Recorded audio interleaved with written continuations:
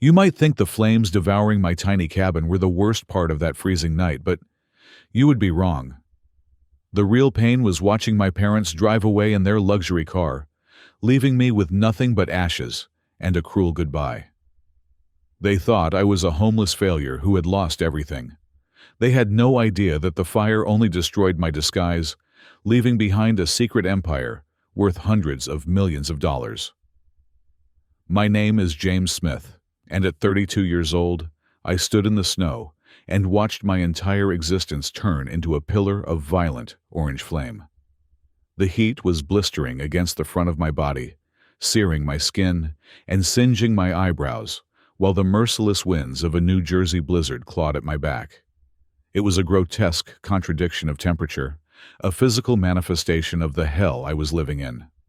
The cabin was small, a wooden relic from the 1940s that sat on the edge of the sprawling estate my family had owned for 3 generations. It was not much, just 4 walls and a roof that leaked when the spring rains came, but it was mine. Or at least I had deluded myself into thinking it was mine. I watched a support beam collapse with a sound like a gunshot. A shower of sparks erupted into the night sky, fighting a losing battle against the heavy, wet snowflakes that spiraled down from the darkness. The local fire department had arrived 10 minutes ago, but their efforts were pathetic against the rage of this fire. I could see the resignation in their body language. The heavy hoses were stiff with cold, the water turning to slush before it even hit the inferno. They were not trying to save the house anymore. They were just making sure the fire did not jump to the frozen tree line. I clutched 2 things to my chest, holding them so tight my muscles ached. In my left arm was Barnaby, a mangy orange tabby cat with half an ear missing. I had found him starving under the porch 6 months ago. He was shaking violently, his claws dug deep into the thin fabric of my flannel shirt, burying his face in my armpit to hide from the roar of the fire. In my right hand, gripping it until my knuckles turned white, was a rectangular brick of metal, an external hard drive. It was battered, scratched, and looked like something you would find in a bargain bin at a pawn shop. To anyone else, it was junk. To me, it was the only thing that mattered. I had prioritized it over my wallet, over my passport, and over the winter coat I desperately needed right now. The sound of a high-performance engine cut through the crackling of the fire. I turned my head, shielding my eyes from the stinging smoke. A sleek, black Porsche Cayenne was crunching its way up the snow-covered gravel driveway. The headlights were blinding, 2 artificial suns piercing the gloom. The car looked alien here, a pristine machine of German engineering, sitting amidst the mud, slush, and destruction. I knew who it was before the doors even opened. My stomach churned a nausea that had nothing to do with the smoke inhalation. The driver's door opened, and my father, Richard Smith, stepped out. He was wearing a camel hair coat that probably cost more than my entire year's living expenses. He did not look at the fire with sadness. He did not look at me with concern. He looked at the scene with the annoyance of a man who had stepped in gum on his way to a board meeting. My mother, Susan, stayed in the passenger seat, the window rolled up tight, her silhouette just a shadow behind tinted glass. But the back door opened, and David stepped out. My older brother, the golden child, the chief financial officer of Silvercrest Holdings. He was dressed in a tailored wool suit, not a snowflake out of place on his perfectly gelled hair. Richard marched toward me. The snow crunched loudly under his Italian leather boots. I took a step forward, a foolish part of me hoping for a hand on my shoulder, a question about whether I was hurt. "You incompetent idiot!" The slap came out of nowhere. It cracked across my frozen cheek with a force that made my ears ring. I stumbled back, almost dropping Barnaby. The cat yowled and scrambled for a better grip. "Dad, I started, my voice raspy from the smoke. "Shut up!" Richard roared, his face turning red, veins bulging in his neck. "Do you have any idea what you have done? Do you have any idea?" He gestured wildly at the burning skeleton of the cabin. "We have buyers coming to look at this land in 2 days, James. 2 days. We are in the middle of negotiations to sell this entire parcel for commercial development, and you burn the structure down?" "It was an accident," I stammered, though I knew it was futile. The heater, it just— You are a liability, Richard spat, stepping closer, looming over me. You have always been a liability.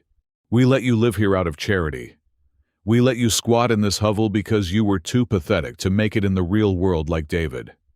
And this is how you repay us? By destroying our asset? The passenger window of the Porsche rolled down. It hummed smoothly. My mother leaned out. The interior light of the car cast a soft, warm glow on her face. She looked impeccable. Diamonds glittered at her throat. She looked at me not with anger, but with something far worse: indifference. "Get in the car, Richard," she said. Her voice was calm, cutting through the wind like a razor. "We are wasting time. The smell of smoke is going to get into the upholstery." She turned her gaze to me. It was the same look she used to give me when I brought home a B+ instead of an A on a report card. Disappointment so deep it had calcified into contempt. "That house was the last thing we lent you, James," she said. "We gave you chance after chance. We supported your little bohemian lifestyle. We tolerated your refusal to join the family business. But you have destroyed property. You have shown us that you are incapable of being a responsible adult." "Mom, please," I said, the cold starting to seep into my bones now that the adrenaline was fading. "I have nowhere to go. My keys, my wallet, everything is in there." "Then you should have been more careful," she said simply. "You are 32 years old. Figure it out. You are not our son anymore. You are a stranger who caused us a significant financial loss tonight. Do not contact us. Do not come to the manor. If you do, I will have security arrest you for trespassing." She rolled the window up. The finality of the glass ceiling shut hit me harder than the slap. Richard turned to leave, adjusting his coat with a huff of disgust. "You heard your mother. You are done, James. You are a disgrace to the Smith name." He walked back to the driver's side. I stood there shivering violently now, the wet flannel freezing against my skin. David had been standing back watching the whole scene with a faint smile playing on his lips. He waited until our father was back in the car before he walked over to me. He stopped, just out of arm's reach. He looked at the fire, then at me, shaking his head in mock sympathy. "Tough break, Jimmy," he said. "Help me, David," I whispered. "I need a ride to a shelter. Just drop me at the train station, please." David chuckled. It was a low, wet sound. He stepped closer, invading my personal space. I could smell his expensive cologne, masking the scent of the wood smoke. He leaned in until his mouth was inches from my ear. "You know," he whispered, his voice dropping so low that even the wind seemed to pause to listen. "It is amazing how flammable that old heating oil is. I was just poking around the shed earlier. Wanted to see if there was anything worth salvaging before the sale. I might have flicked a cigarette butt. Just a little spark. Who knew it would catch so fast?" My blood ran cold. I froze, staring at him. "You said it?" He pulled back, his face twisting into a smirk. "Who were they going to believe, James? The CFO who just closed a $10 million deal last quarter? Or the loser brother living in a shack who plays with computers all day?" He patted my cheek, right where our father had slapped me. "Stay warm, little brother." He turned on his heel and walked back to the car. He slid into the back seat and slammed the door. I watched through the tinted glass as he said something to our parents. I saw Richard nod. I saw them laugh. The Porsche revved its engine, the tires spinning momentarily in the slush before finding traction. They peeled away, spraying dirty snow onto my legs. I watched the red taillights recede down the driveway, getting smaller and smaller, until they disappeared around the bend, swallowed by the forest and the night. I was alone. The fire was dying down now, having consumed everything it could. The firefighters were starting to coil their hoses, talking amongst themselves, casting pitying glances in my direction. They knew. In a small town like this, everyone knew the Smiths. They knew who had just driven away and who had been left behind. One of them, a younger guy, started walking toward me, probably to offer a blanket or a ride to the station. I turned away before he could reach me. I could not handle their pity. Not tonight.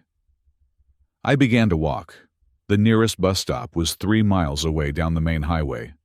The wind was a physical weight pushing against me, trying to knock me down. My sneakers were soaked through within 100 yards. My toes began to go numb. The cold was a living thing biting at my exposed fingers, my ears, my nose. I tucked Barnaby inside my shirt, zipping my thin hoodie up as far as it would go to trap our combined body heat.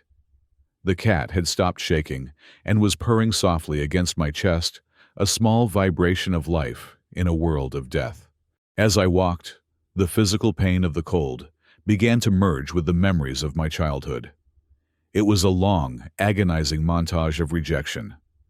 I remembered being 7 years old, sitting at the dinner table, while Richard lectured me for 2 hours, because I wanted to be an astronaut instead of a banker. I remembered being 16 winning the state science fair for a code I had written, and my mother asking why I could not be on the football team like David. They hated me because I was different. They hated me because I did not care about the things they worshipped. They worshipped status appearance and leverage. I worshipped logic systems and creation. To them, I was a defect, a glitch in their perfect genetic code. They thought I lived in that cabin because I was poor. They thought I fixed computers for neighbors because I could not get a real job. They thought my silence was stupidity, and my simplicity was failure.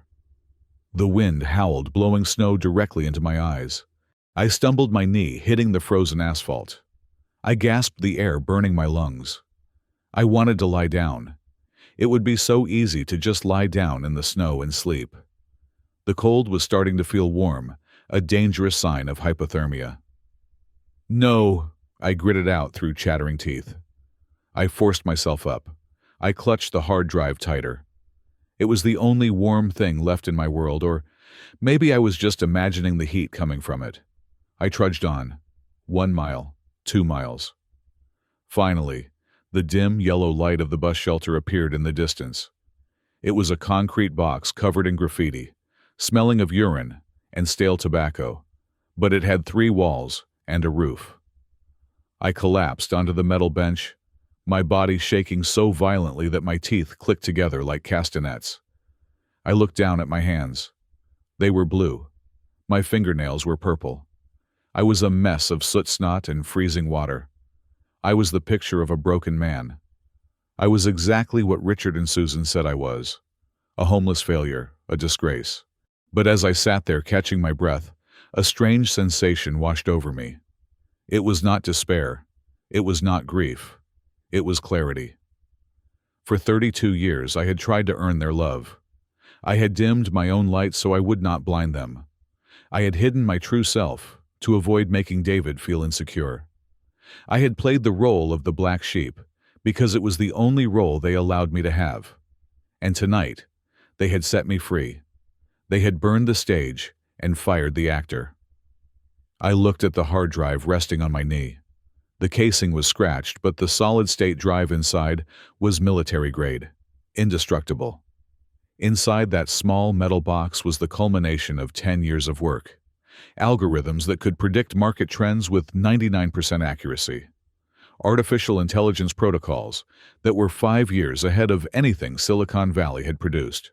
And most importantly, the access keys to a diversified portfolio of cryptocurrency offshore accounts and shell companies that I had been building in silence since I was 22. They thought the fire took everything. They thought I was destitute. I reached into the hidden pocket sewn into the lining of my tattered jeans. My fingers curled around the cold, smooth surface of a phone. It was not the cracked iPhone I used to call my mother. It was a satellite phone, matte black, encrypted, untraceable. I pulled it out. The screen glowed with a soft blue light illuminating the grime on my face. I punched in a number that I had memorized but never dialed. It rang once, twice. "Status," a voice said on the other end. It was a synthesized voice, distorted to prevent identification, but I knew who was listening. "This is Ghost," I said. My voice was raspy, broken, but stronger than it had ever been in my life. "The cover is blown. The asset is destroyed. I am in the wind. There was a pause on the line. Instructions? I looked out at the swirling snow. I thought about the warmth of the Porsche. I thought about David's whisper. I thought about the look in my mother's eyes as she rolled up the window. Activate Phoenix Protocol, I said the words, forming a vapor cloud in the freezing air. Liquidate the short positions on Silvercrest Holdings. Prepare the identity transfer. I am done here. Confirmed, the voice said. Welcome back, sir. I ended the call and dropped the phone back into my pocket. I leaned my head back against the graffiti-covered concrete wall and closed my eyes. The cold was still there, but it could not touch me anymore. The fire had burned away James Smith, the disappointment. What rose from the ashes was something entirely different, and they would never see it coming. The neon sign of the Bluebird Motel buzzed with an irritating insect-like hum, casting a flickering, sickly, azure light onto the slush-covered pavement of the parking lot. It was the kind of place where people went when they wanted to vanish, or when the world had decided they no longer existed. For $60 a night cash up front, the man behind the bulletproof glass did not ask for identification. He barely even looked up from his portable television as he slid a plastic keycard under the slot. He did not ask why I smelled like a bonfire, or why I was shivering so violently that the coins I placed on the counter rattled against the formica. He certainly did not ask about the orange tabby cat shivering inside my jacket. Room 112 smelled of stale tobacco, industrial cleaner, and despair. The carpet was a shade of brown that suggested it had given up on being a color decades ago, and the heating unit under the window rattled like a dying engine. I dropped onto the sagging mattress, my body screaming for rest, but my mind was running a marathon. Barnaby leaped from my chest and immediately crawled under the bed, seeking the darkest corner he could find. I could not blame him. I wanted to do the same thing. I went to the bathroom and splashed freezing cold water on my face. The mirror was cracked, splitting my reflection into two disjointed halves. I looked at myself. Ash smeared my forehead. My eyes were bloodshot. I looked like a junkie. I looked like a failure. It was the exact image my family had painted of me for as long as I could remember. Memory is a cruel thing. In the silence of that hotel room, the past came flooding back uninvited and sharp as a knife. I remembered being 14 years old, sitting in the pristine, sterile living room of our family estate. I had just written my first complex algorithm, a piece of code that could predict weather patterns based on historical data with 80% accuracy. I had been so proud. I had rushed downstairs to show my father Richard, thinking this would finally be the thing that impressed him. He had looked at the scrolling lines of green text on my screen, taken a sip of his scotch, and laughed. Not a happy laugh, but a dismissive snort. He told me to stop playing video games. He told me to be more like David. David, who at 16 was already reading the stock market pages and learning how to exploit tax loopholes. To my parents, code was magic for nerds. It was invisible labor for invisible people. They worshipped the tangible. They worshipped real estate handshakes, boardroom intimidation, and the heavy gold-embossed letterhead of Silvercrest Holdings. They viewed my talent not as a skill, but as a refusal to grow up. When I skipped my college graduation to launch my first startup, they told their friends I had dropped out due to stress. When I sold that startup anonymously to fund my next project, they assumed I was living off credit cards and drugs. 5 years ago, I had finally had enough. I walked out of the manor with a backpack and a refusal to touch a single cent of their money. I moved into my grandmother's old cabin. It was the only property they had not managed to sell off yet, mostly because the title was caught up in a probate error that I had quietly ensured remained unresolved. That cabin was my sanctuary.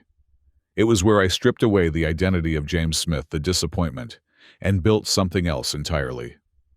I sat down at the small, wobbly desk in the hotel room. I pulled the battered external hard drive from my pocket and set it down like a holy relic. Then, I reached into my bag and pulled out a laptop. It was a heavy, nondescript machine thicker than the modern ultrabooks customized with processors that were not available to the general public. I needed to see the damage. Not the damage to the house, but the damage to my reputation. I tethered the laptop to my encrypted phone connection and logged onto the public internet. I navigated to the social media pages of David Smith. My breath caught in my throat. He had not wasted a single second. A post had gone up 40 minutes ago. It was a photo of my burning cabin, taken from the back seat of the Porsche. The caption was a masterpiece of fiction. It read, "Heartbroken to report that my younger brother James has lost his battle with his demons tonight." In a drug-induced stupor, he set fire to the family property where we had graciously allowed him to stay. Thankfully, no one was hurt, but he has fled the scene. We love him, but we can no longer enable his destructive behavior. If you see him, do not give him money. He needs professional help, not a handout. We are cutting ties for his own good. Family addiction, tough love. The comments were already flooding in, hundreds of them. People offering prayers for my parents. People calling me a selfish brat. People praising David for his strength in such a difficult time. I scrolled down, my jaw tightening until my teeth ached. He had done it. He had painted me into a corner that I could never walk out of. Any attempt to defend myself now would look like the ramblings of a desperate addict. He had burned my house, and now he was burning my name. But there was another layer to this. I navigated to the business news section of the local papers. There was a press release from Silvercrest Holdings, dated for release tomorrow morning. My parents were wasting no time. With the problem of the squatter on their land, removed, the property value would spike. But more importantly, the article mentioned a strategic pivot. Silvercrest Holdings seeks exclusive partnership with tech giant Apex Corp to modernize real estate assets. I stared at the name on the screen. Apex Corp. A dry, humorless laugh bubbled up from my chest. It started low and turned into something bordering on hysterical. I had to clamp a hand over my mouth to stop from waking the neighbors. They wanted Apex Corp. Of course they did. Everyone wanted Apex Corp. It was the most mysterious, rapidly growing technology conglomerate in the world. It provided the back-end infrastructure for 3 of the largest banks in Europe. It had developed the AI that was currently revolutionizing logistics in Asia. And nobody knew who the CEO was. The founder was a ghost, a phantom who communicated only through encrypted channels and a single ironclad proxy. I stopped laughing. I wiped the soot from my hands onto my jeans. I plugged the battered hard drive into the laptop. The screen flickered, the operating system bypassing the standard Windows interface and loading a custom black kernel.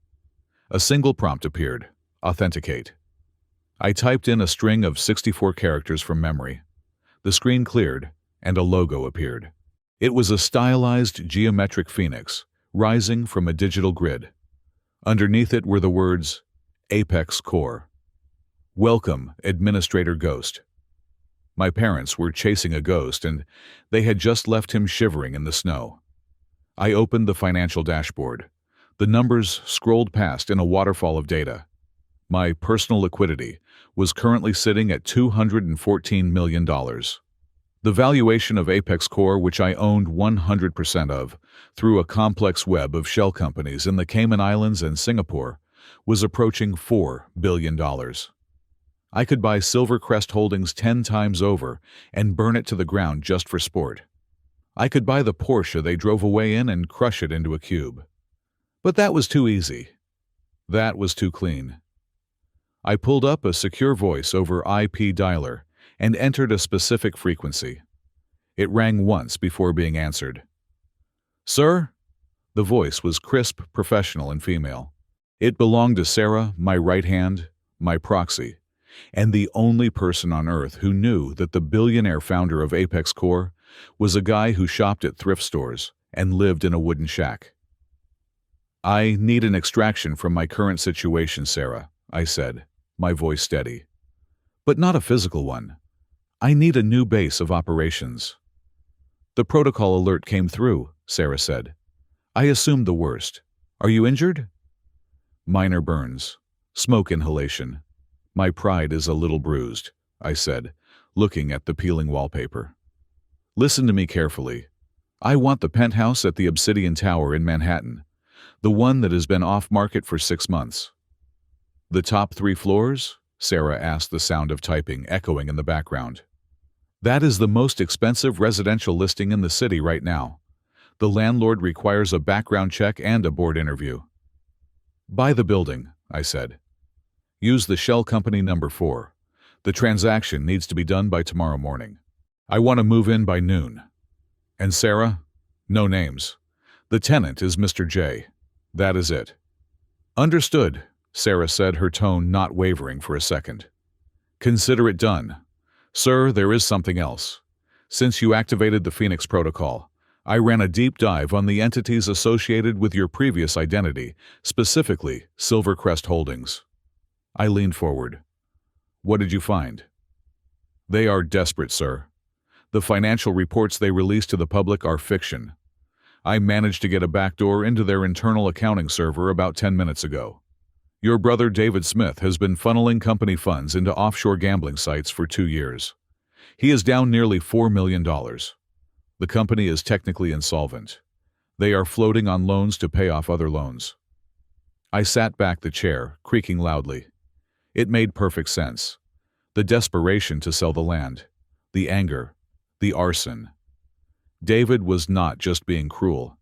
He was panicking. He needed the insurance money, or the sale of the land to cover his hole before the auditors came in. They are betting everything on the merger with Apex Corp, Sarah continued. They believe that if they can secure a contract with us, the influx of capital and stock value boost will cover the embezzlement before anyone notices. They have been sending emails to our general inquiry inbox for weeks, begging for a meeting. Let them beg, I said softly. Shall I expose them? Sarah asked. I can release the real ledgers to the Securities and Exchange Commission anonymously. David would be in handcuffs by dinner time tomorrow. I looked at the screen at the picture of my burning house that David had posted. I looked at the comments calling me a disgrace. If I arrested him now, it would be justice. But it would be swift. It would be clinical.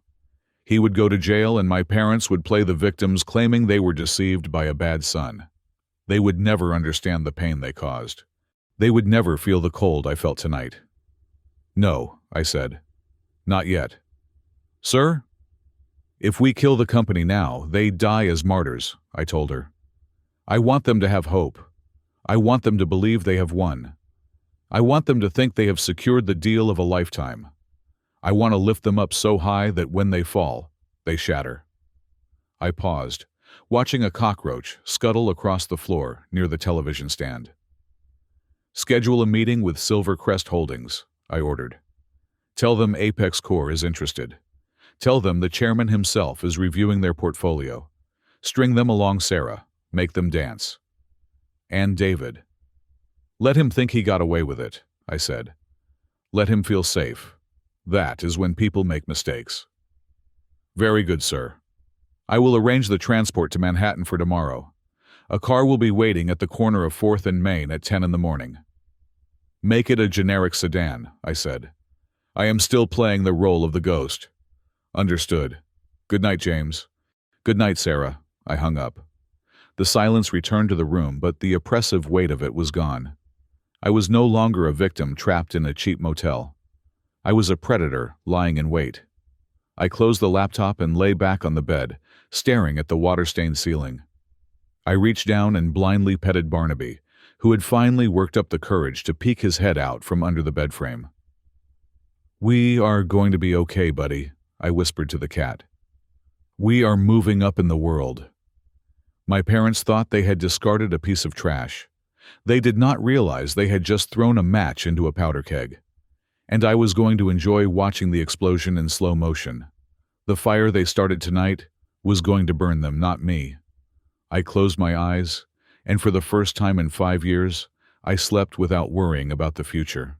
Because for the first time, I owned it.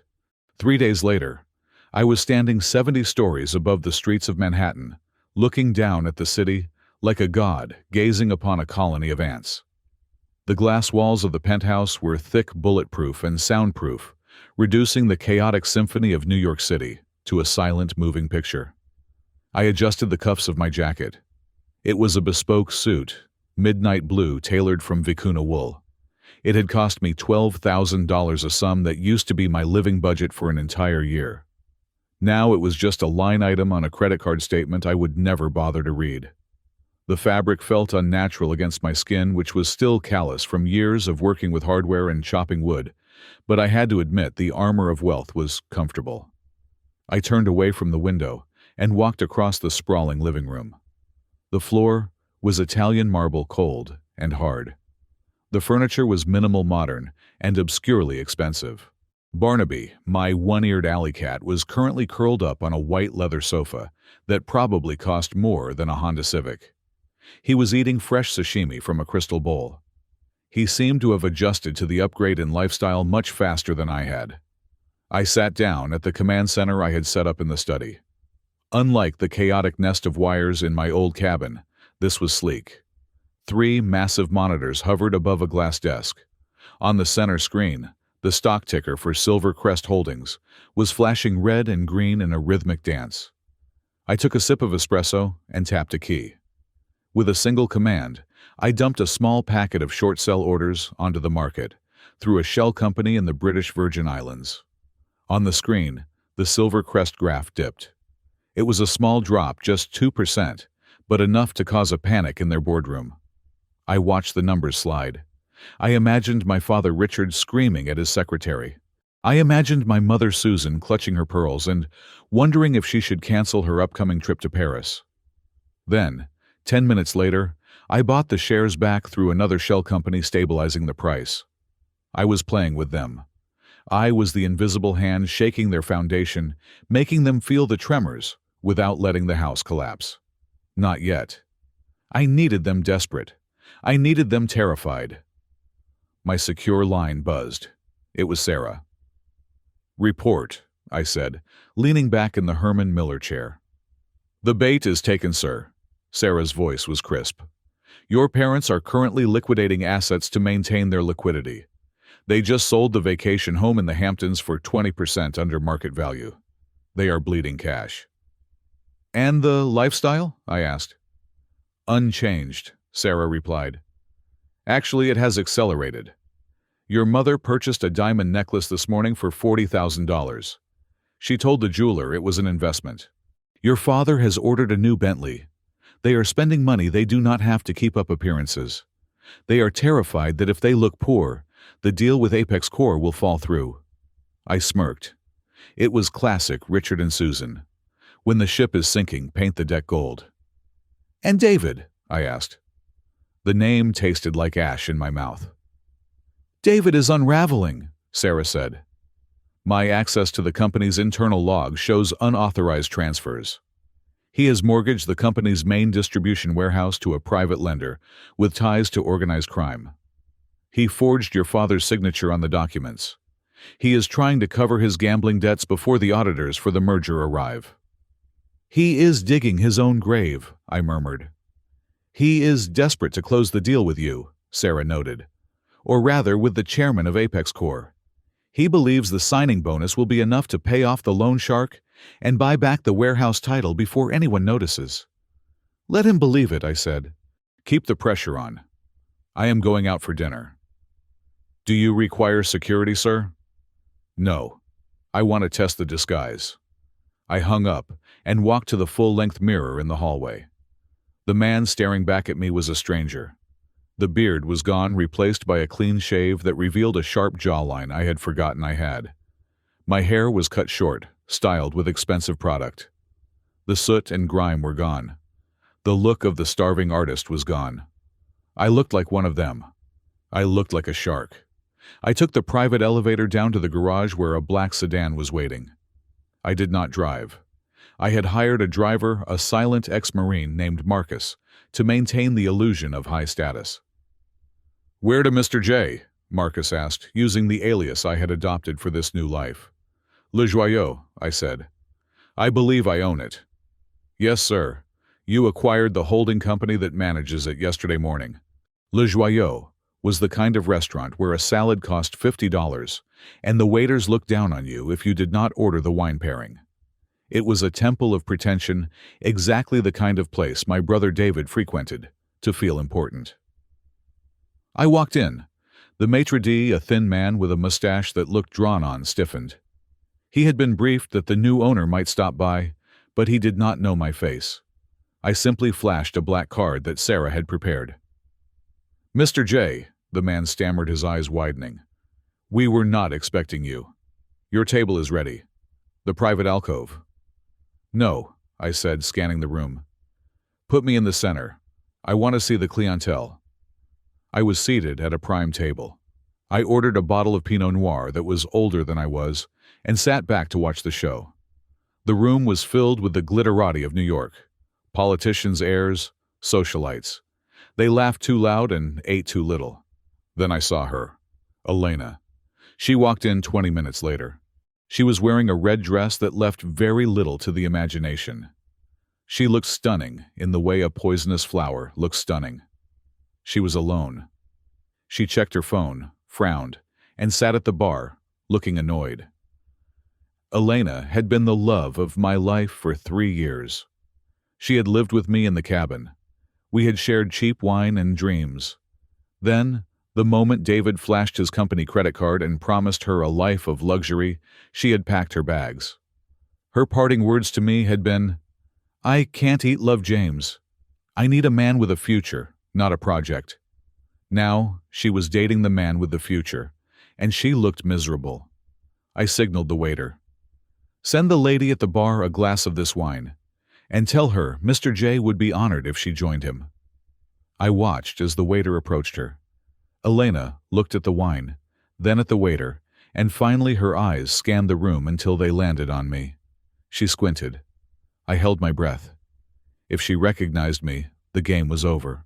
But she did not see James, the mechanic in the flannel shirt. She saw a man in a $12,000 suit, sitting at the best table, radiating power. Her eyes lit up. She smiled a practiced predatory smile that I used to think was reserved only for me.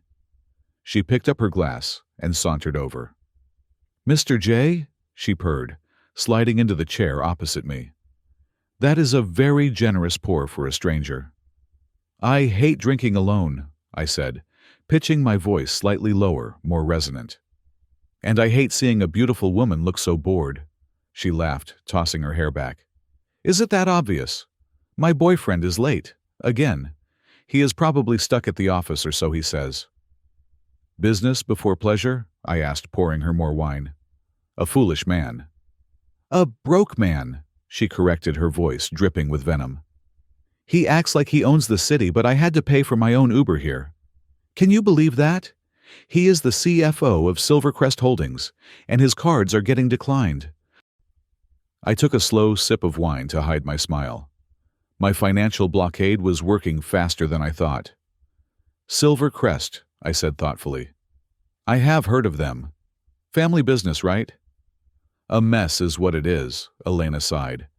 She leaned in closer, her hand brushing against mine on the white tablecloth. She was flirting, shamelessly. She had no idea she was holding hands with the man she had called a loser 6 months ago. "He is stressed out of his mind, trying to close some massive deal with a tech company called Apex Core. He thinks it will save him."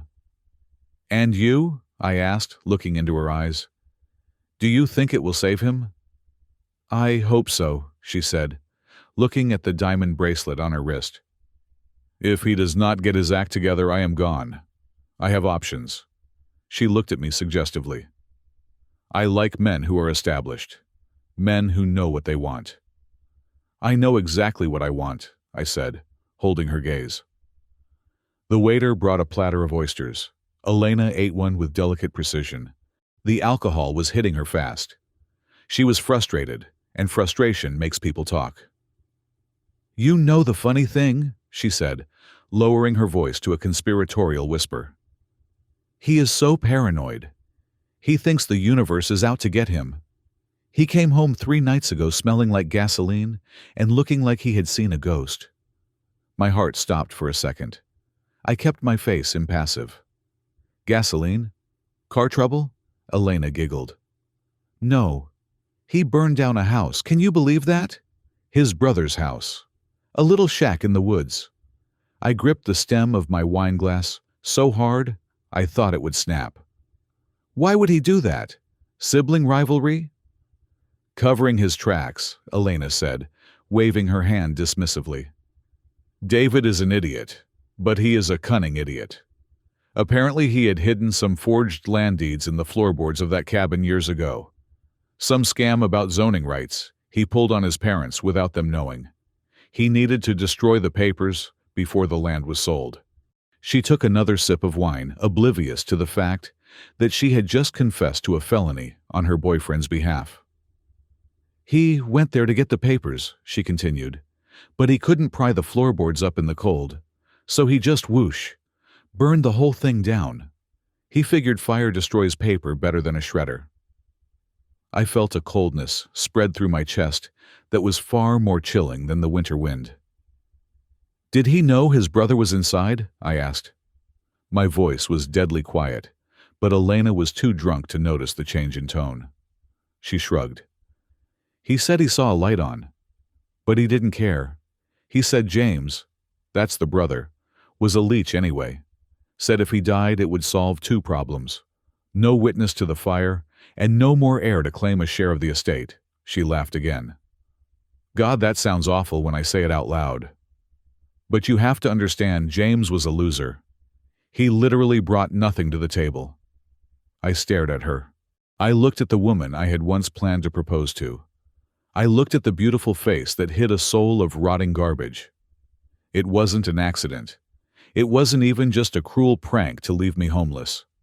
It was attempted murder. David had seen the light. He knew I was home. And he lit the match anyway. He was willing to burn me alive to hide a few pieces of paper that proved he was a thief.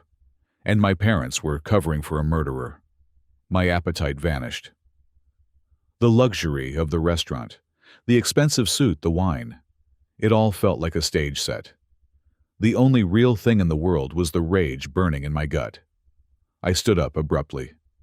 Is something wrong, Jay? Elena asked, blinking in confusion. I just remembered I have a meeting, I said, throwing $500 bills onto the table. Enjoy the dinner. It is on the house. Literally. Wait, will I see you again? She asked, reaching for my arm. I pulled away. Oh, you will see me, Elena. I promise you that. I walked out of the restaurant, ignoring the maitre d' who bowed as I passed. The cold night air hit me, but it did not cool me down. I got into the back of the sedan. Back to the tower? Marcus asked. Drive, I said. Just drive. I pulled out my phone. My hands were shaking not from fear, but from the adrenaline of pure hatred. I dialed Sarah. Status change, I said, my voice sounding like grinding stones. Sir? It wasn't just arson, Sarah. It was a hit. David knew I was in the house. He tried to kill me to destroy evidence of land fraud. There was a silence on the line. Sarah, usually unflappable, took a moment to process this. That changes the parameters of engagement, sir. That is a capital offense. I know, I said. And I am going to make sure he pays for it. But not with jail. Not yet. Jail is too safe for him. I looked out the window at the passing city lights. Tighten the screws, Sarah, I ordered. Block every revenue stream Silvercrest has. Freeze their vendor payments. Call in their short-term loans. Make sure that by tomorrow morning they cannot even afford to buy a cup of coffee. I want them to feel starvation. I want them to know what it feels like to have absolutely nothing. And the merger talks? Keep them open, I said cruelly. Dangle the carrot. Make them think Apex Core is their only lifeboat in the middle of the ocean. And then, when they reach for it, I want to be the one to chop their hands off. Understood, sir. Initiating total financial blockade now. I hung up. The car moved smoothly through the traffic, a shark swimming through a sea of minnows. David wanted to play with fire? Fine. I would show him what a real inferno looked like. He had burned my house. I was going to burn his entire world. The collapse of Silvercrest Holdings did not happen with a bang. It happened with the suffocating, relentless squeal of a balloon losing air. From my vantage point in the clouds, 70 stories above Manhattan, I orchestrated the suffocation with the precision of a surgeon cutting off blood flow to a gangrenous limb. It had been 7 days since I activated the blockade. In that week, I had watched my family's legacy turn from a fortress into a house of cards in a hurricane. I was not just shorting their stock, I was systematically dismantling their credibility. Through my shell companies, I quietly contacted their 3 biggest investors, men who trusted numbers more than blood, and whispered doubts about solvency and liquidity. I did not have to lie. I simply directed their attention to the discrepancies that Sarah had found in the ledgers. The result was a panic that tasted sweeter than any vintage wine. On the monitors in my penthouse, I watched the live feed of the Silvercrest stock price plummeting. It was a red line diving straight toward hell. Every tick downward represented hundreds of thousands of dollars of net worth vanishing from my father's portfolio. Sarah's voice filtered through the speaker system, calm and deadly. "Sir, the frantic calls from your father have increased. He has called the general inquiry line for Apex Corp 40 times in the last 3 hours. He is demanding to speak to the chairman. He sounds unhinged." "Let him ring," I said, spinning a pen between my fingers. "What about their liquidity?" "Non-existent," Sarah replied. "They sold the Aspen Lodge yesterday. It went for $2 million under the asking price because they needed the cash in 24 hours. They are currently trying to liquidate the yacht, but the market for 80-foot vessels is slow this time of year." I leaned back, closing my eyes. I could imagine the scene in the Smith Manor. My mother Susan would be pacing the Persian rugs, screaming at the household staff, because she could not find a buyer for her collection of Fabergé eggs. My father Richard would be sweating through his silk shirts, staring at a phone that refused to connect him to his savior. They were learning a lesson I had learned years ago in that freezing cabin. Money is not real. It is a shared hallucination. And when people stop believing in you, the hallucination ends. But the financial ruin was just the opening act. I needed to see if there was any humanity left in them. I needed to know if the rot was just on the surface, or if it went all the way to the bone. Later that afternoon, I switched my attention to the surveillance feeds. Before I left the estate 5 years ago, I had installed a closed-circuit camera system for my parents as a birthday gift. They had mocked it at the time, calling it cheap, but they kept it. What they did not know, and what their overpriced security consultants had never checked, was that I had hard-coded a backdoor access key into the firmware. I owned every lens and every microphone in that house. I pulled up the feed for the main library. It was a room of mahogany and leather, smelling of old money. Currently, it smelled of fear. David was there. My brother looked like a man who had been hunted for sport. He was pacing back and forth, holding a glass of scotch with a shaking hand. His perfect suit was rumpled. There was a dark, ugly bruise blooming on his left cheekbone, and his lip was split. "They said they would break my legs, Dad," David screamed, his voice cracking. "You do not understand. These aren't bankers. They are animals. I owe them money I do not have." Richard was sitting behind his massive desk, his head in his hands. He looked 10 years older than he had a week ago. "I told you to be careful with the leveraging, David. I told you. We have sold the lodge. That money has to go to the operational costs of the company, or we are bankrupt by Friday.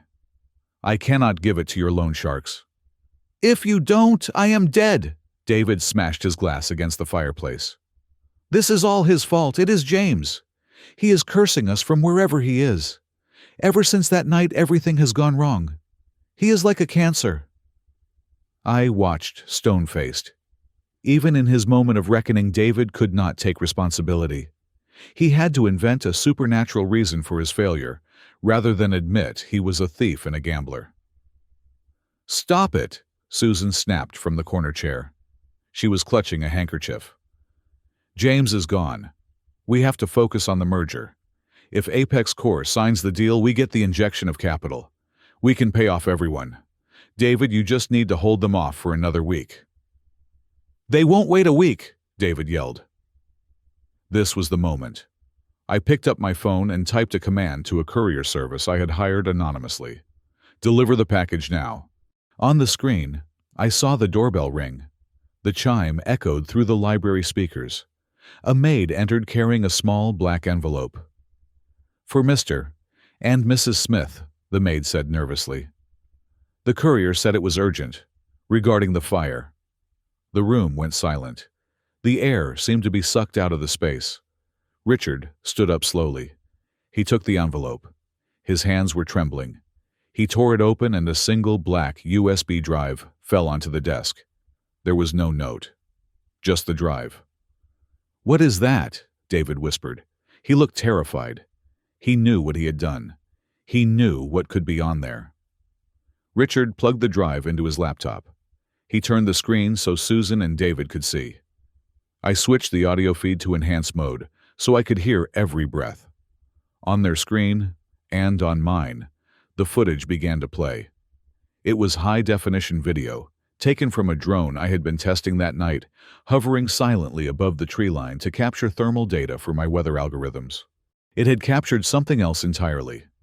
The video showed David's silhouette clearly against the white snow. It showed him walking to the side of my cabin. It showed him dousing the rag in lighter fluid. It showed the spark. It showed him smiling as the flames caught the dry wood. It was undeniable proof of arson. It was proof of attempted murder. I watched their faces. This was the test. This was the moment where I found out if I had parents or if I had monsters. Richard stared at the screen, his mouth open. Susan gasped, her hand flying to her mouth. "David," Richard whispered. "You told us it was an accident. You said you were smoking and dropped a butt." David was hyperventilating. "Dad, I had to. The papers were in there. If I didn't destroy them, the fraud investigation would have started months ago. I did it for the family. I did it for the company." "You set fire to a house with your brother inside," Richard said. His voice was hollow. "You could have killed him." "But I didn't," David pleaded. "He got out. He's fine. Look, he's gone. Nobody cares about him. He was a loser, Dad. He was dragging us down." Silence stretched in the library. Heavy, suffocating silence. I leaned closer to my monitor. "Call the police," I urged them silently. "Pick up the phone, call the sheriff, and turn him in. Show me that there is 1 ounce of decency left in you." Susan stood up. She walked over to the laptop. She looked at the video of her oldest son committing a felony. Then, she looked at David, who was weeping like a child. "Who sent this?" Susan asked sharply. "I don't know," Richard said. "There is no return address." "If this gets out," Susan said, her voice dropping to a steely, pragmatic tone that chilled my blood, "David goes to prison for 20 years. The scandal will destroy the merger. Silvercrest will be liquidated. We will be destitute." "Susan," Richard said, looking at her with wide eyes. "He tried to kill James." "James is dead to us," Susan screamed, slamming her hand on the desk. "He is gone. He is a ghost. Do you want to lose both sons? Do you want to lose the house, the reputation, everything we built?" She grabbed the USB drive from the computer. She threw it onto the floor. "David is the only future this family has," she hissed. "He made a mistake, a terrible mistake. But we cannot let a mistake destroy our lives." She looked at Richard. "Destroy it. Now." I felt something break inside me. It was not a heart. It was the last tether of hope I had been holding on to. I had thought deep down that if they knew the truth, they would be horrified. I thought there was a line they would not cross. I was wrong. There was no line. There was only the bottomless pit of their own selfishness. Richard looked at the drive on the floor. He looked at his wife. He looked at his crying son. He lifted his heavy boot and brought it down on the plastic drive. Crunch. He stomped on it again. And again. until the black plastic and the silicon chip inside were nothing but dust and fragments in the expensive carpet. "It never happened," Richard said, his voice shaking. "No one saw this. It is just a rumor." David fell to his knees, hugging his father's legs. "Thank you, Dad. Thank you. I promise I will make it right. I will fix the money. Just get me the deal with Apex Corp." "We will," Susan said, stroking David's hair. "We will get the deal. We will bury this." I sat back in my chair in the penthouse. My face was wet. I realized I was crying, not from sadness, but from a sheer, overwhelming realization of freedom. The parents I had mourned all these years never existed. They were fictions I had created to cope with the neglect. The people on that screen were not parents. They were accomplices. "Sarah," I said. My voice was dead. "I am here, sir. I saw the feed." Even her robotic professionalism seemed shaken. "I am sorry, James." "Don't be," I said, wiping my face with a handkerchief. "It is good to know the truth. It clarifies the mission." "What are your orders?" "Execute the kill switch on the mortgage," I said, "and send the foreclosure notice. I want it delivered by a sheriff's deputy tomorrow morning." "The notice is prepared," Sarah said. "The bank which acts as our proxy has already authorized the seizure of the main estate due to missed payments on the lines of credit you froze." "Do it," I said. 30 days. Give them 30 days to vacate. I want to see them pack." The next morning, the chaos at the Smith Manor reached a fever pitch. I watched via the cameras as the deputy taped the foreclosure notice to the massive oak front door. Susan collapsed in the hallway when she read it. Richard started screaming into his phone, calling lawyers, who were no longer returning his calls because his checks had bounced. 30 days, Richard yelled, reading the paper. "They are giving us 30 days. How is this possible? We have been customers of this bank for 40 years. "It is a conspiracy," David shouted, pacing. "Someone is attacking us." "We need money," Susan gasped, sitting up. "We need a lot of money, Richard. Immediately. We cannot lose this house. If we lose the address, the Apex Corp representatives will know we are failing. They won't sign with homeless people." "We have nothing left to sell," Richard cried. "We have our name," Susan said, her eyes narrowing. A dangerous idea was forming behind her panicked gaze. "What do you mean?" "The Winter Gala," Susan said, standing up and brushing off her dress. "We cancel the charity beneficiary. We hold the gala next week as planned. We invite everyone. We tell them it is a fundraiser for a new foundation, the Smith Family Legacy Fund." "Susan, that is fraud," Richard said weakly. "It is survival," she snapped. "We collect the donations. We tell them it is for orphans or whatever. We take the cash, pay off the arrears on the mortgage, and buy enough time to sign the Apex deal. Once the Apex money comes in, we pay the charity back. No one will know." I listened to them plot. They were going to steal from their friends from the community, under the guise of charity, just to keep the roof over their heads for another month. "A charity gala," I said to the empty room. "Perfect." I picked up my phone. "Sarah," I said, "get me an invitation to the Smith Winter Gala. And make sure the press is there, all of them. The Times, the Post, the television crews. Tell them there is going to be a historic announcement from the chairman of Apex Corp." "You are going to attend?" Sarah asked. "Oh yes," I said, looking at the city skyline. "They want to save their reputation? I am going to give them a stage. I am going to let them stand in the spotlight thinking they have won. And then I am going to turn the lights off." I looked at the image of the crushed USB drive on my monitor one last time. "They chose David," I whispered. "They chose the fire. Now they get to burn." The game of cat and mouse was over. It was time for the slaughter. The invitation arrived on a Tuesday morning, delivered not by mail, but by a private courier in a sealed velvet envelope. It sat on my glass desk in the penthouse, looking like a harmless piece of heavy cream cardstock embossed with gold leaf. but to me it looked like a death warrant. I picked it up, running my thumb over the raised lettering. The Smith family cordially invites the chairman of Apex Corps to the Winter Charity Gala, a night of giving elegance and legacy. I had to suppress a dry, humorless laugh. Legacy. The word felt like a stone in my throat. Their legacy was a burnt-down cabin and a son they had left to freeze in the snow. My legacy was currently sitting in offshore accounts, ready to swallow theirs whole. They had sent this invitation to the chairman, a faceless entity they desperately needed, to court completely unaware that the man they were begging to save them was the same man they had discarded like garbage. I tossed the card back onto the desk. It landed next to a set of car keys. "Sarah," I said into the air, knowing the microphone system in the room would pick up my voice. "Is the acquisition complete?"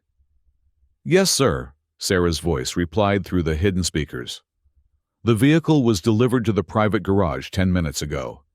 We paid 20% over the asking price to ensure immediate delivery." "Good." I took the elevator down to the basement garage. It was a cavernous concrete space, filled with the few luxury vehicles I had acquired to maintain my cover as Mr. J. But in the center spot, under the bright fluorescent lights, sat a car that made my stomach churn. It was a black Porsche Cayenne. It was the same car, the exact same vehicle my parents had been driving the night of the fire. The car I had watched disappear down the snowy driveway while I shivered in the cold. My parents had been forced to sell it 3 days ago to a luxury dealer in Jersey City to get quick cash for the gala deposits. I walked over to it. I opened the driver's door and slid into the leather seat. It still smelled faintly of my father's expensive sandalwood cologne and the crisp, sterile scent of my mother's perfume. I gripped the steering wheel. My hands were shaking not from fear, but from a rage so cold it felt like ice in my veins. This was the vehicle of my abandonment, and now I owned it. I owned the seat my father sat in when he decided I wasn't worth saving. I started the engine. The roar of the motor echoed off the concrete walls. It sounded like a beast waking up. I turned it off immediately. I did not want to drive it. I just wanted to know that I could. I wanted to know that everything they had sacrificed me to keep was now mine. "Enjoying the purchase, sir?" Sarah asked through my earpiece. "It is just metal and plastic," I said, stepping out and slamming the door harder than necessary. "But it serves a purpose. It reminds me that everything they value is for sale." I went back upstairs. The day was far from over. While I was preparing for the gala, my brother David was busy trying to destroy me one last time. My surveillance network had flagged David's activity 2 days ago. Desperate and terrified of the loan sharks, David had come up with a pathetic, predictable plan. He needed someone to take the fall for the embezzlement. He needed a scapegoat to sign a confession, assuming liability for the debts, so he could clear his name before the merger. And who better than his homeless drug addict brother? He assumed I was still in the area, likely living on the streets. He had hired a cheap private investigator to track me down. I had decided to help him. I had instructed Sarah to plant a digital trail, a few credit card hits of fake address, leading to a condemned tenement building in the South Bronx. It was a place for the forgotten, a place that smelled of urine and despair. Exactly where David expected me to be. I sat in my command chair and pulled up the live feed from the drone I had deployed to the area. The screen showed a gritty gray street. A taxi pulled up, and David stepped out. He looked out of place in his designer coat, looking over his shoulder nervously. He wasn't there to apologize. He was holding a folder. Inside that folder, I knew was a document coercing me to accept responsibility for the fraudulent loans in exchange for a few $1,000s. He thought he could buy my life for the price of a used sedan. I watched as he kicked open the door of the tenement. The drone hovered near the window of the third-floor apartment I had set up as a decoy. Inside, the room was empty, except for a pile of dirty blankets and a few cardboard boxes I had arranged to look like a squatter's nest. David burst into the room. "James!" he shouted. "James, come out, you rat!" Silence. He kicked a box. It skidded across the floor. He tore the blankets off the mattress. "I know you are here," David screamed. "I know you are hiding. Come out and sign the papers and I will give you money. I will give you enough for a year of your filthy drugs." There was no answer. Just the wind whistling through the broken window. Then, I saw the true nature of my brother. Frustrated, he turned his rage on the meager possessions in the room. He stomped on a small portable radio. He kicked a can of soup across the room. He picked up a framed photograph, a stock photo I had planted, and smashed it against the wall. He was not looking for a brother. He was looking for a victim. He wanted to dominate someone, anyone, to make himself feel powerful again. "I hate you!" David shrieked at the empty room. "You ruined everything. Why didn't you just die in the fire? Why do you have to be such a burden?" He panted, his breath visible in the cold air of the unheated apartment. He took out a marker and scribbled something on the wall. The drone zoomed in. "Pay your debts." I watched him leave, storming out to the waiting taxi. I sat back in my penthouse, the silence of the room heavy. That was the closure I needed. Any lingering doubt, any small voice in the back of my head saying that maybe David was just misunderstood, was silenced forever. He had gone to a slum to bully a homeless man. He was a predator, and predators needed to be put down.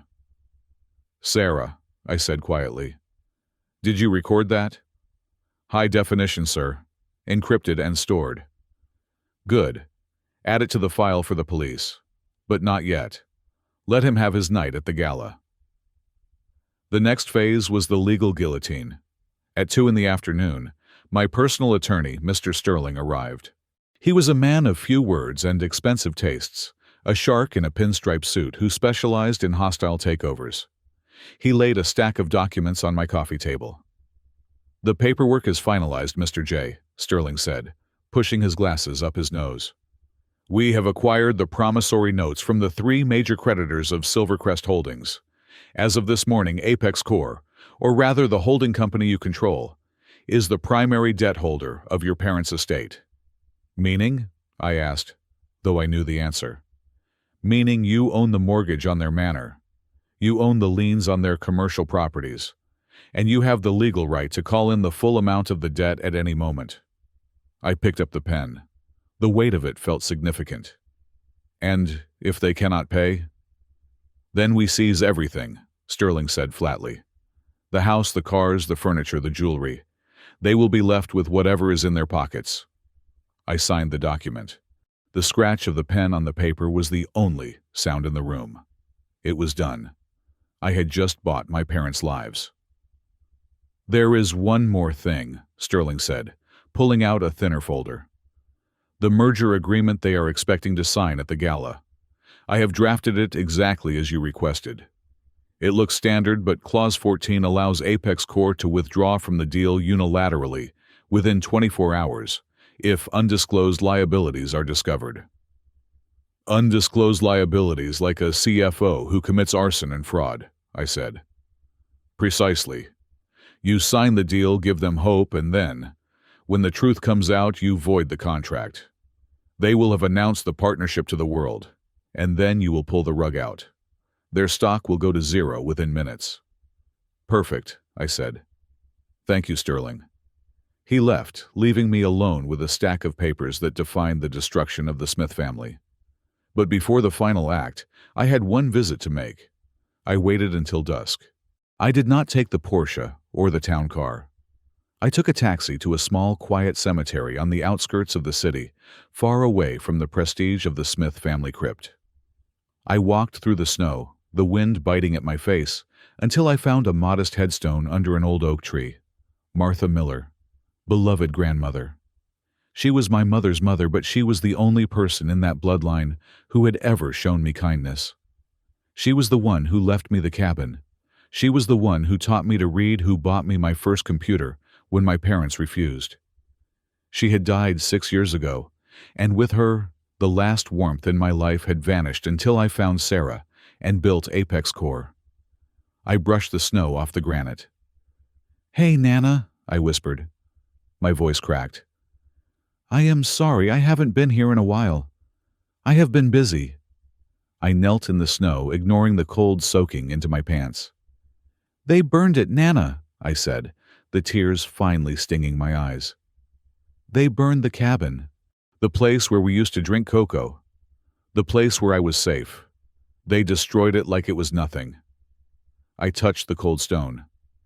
"I am going to stop them," I told her. "I am going to make sure they can never hurt anyone again.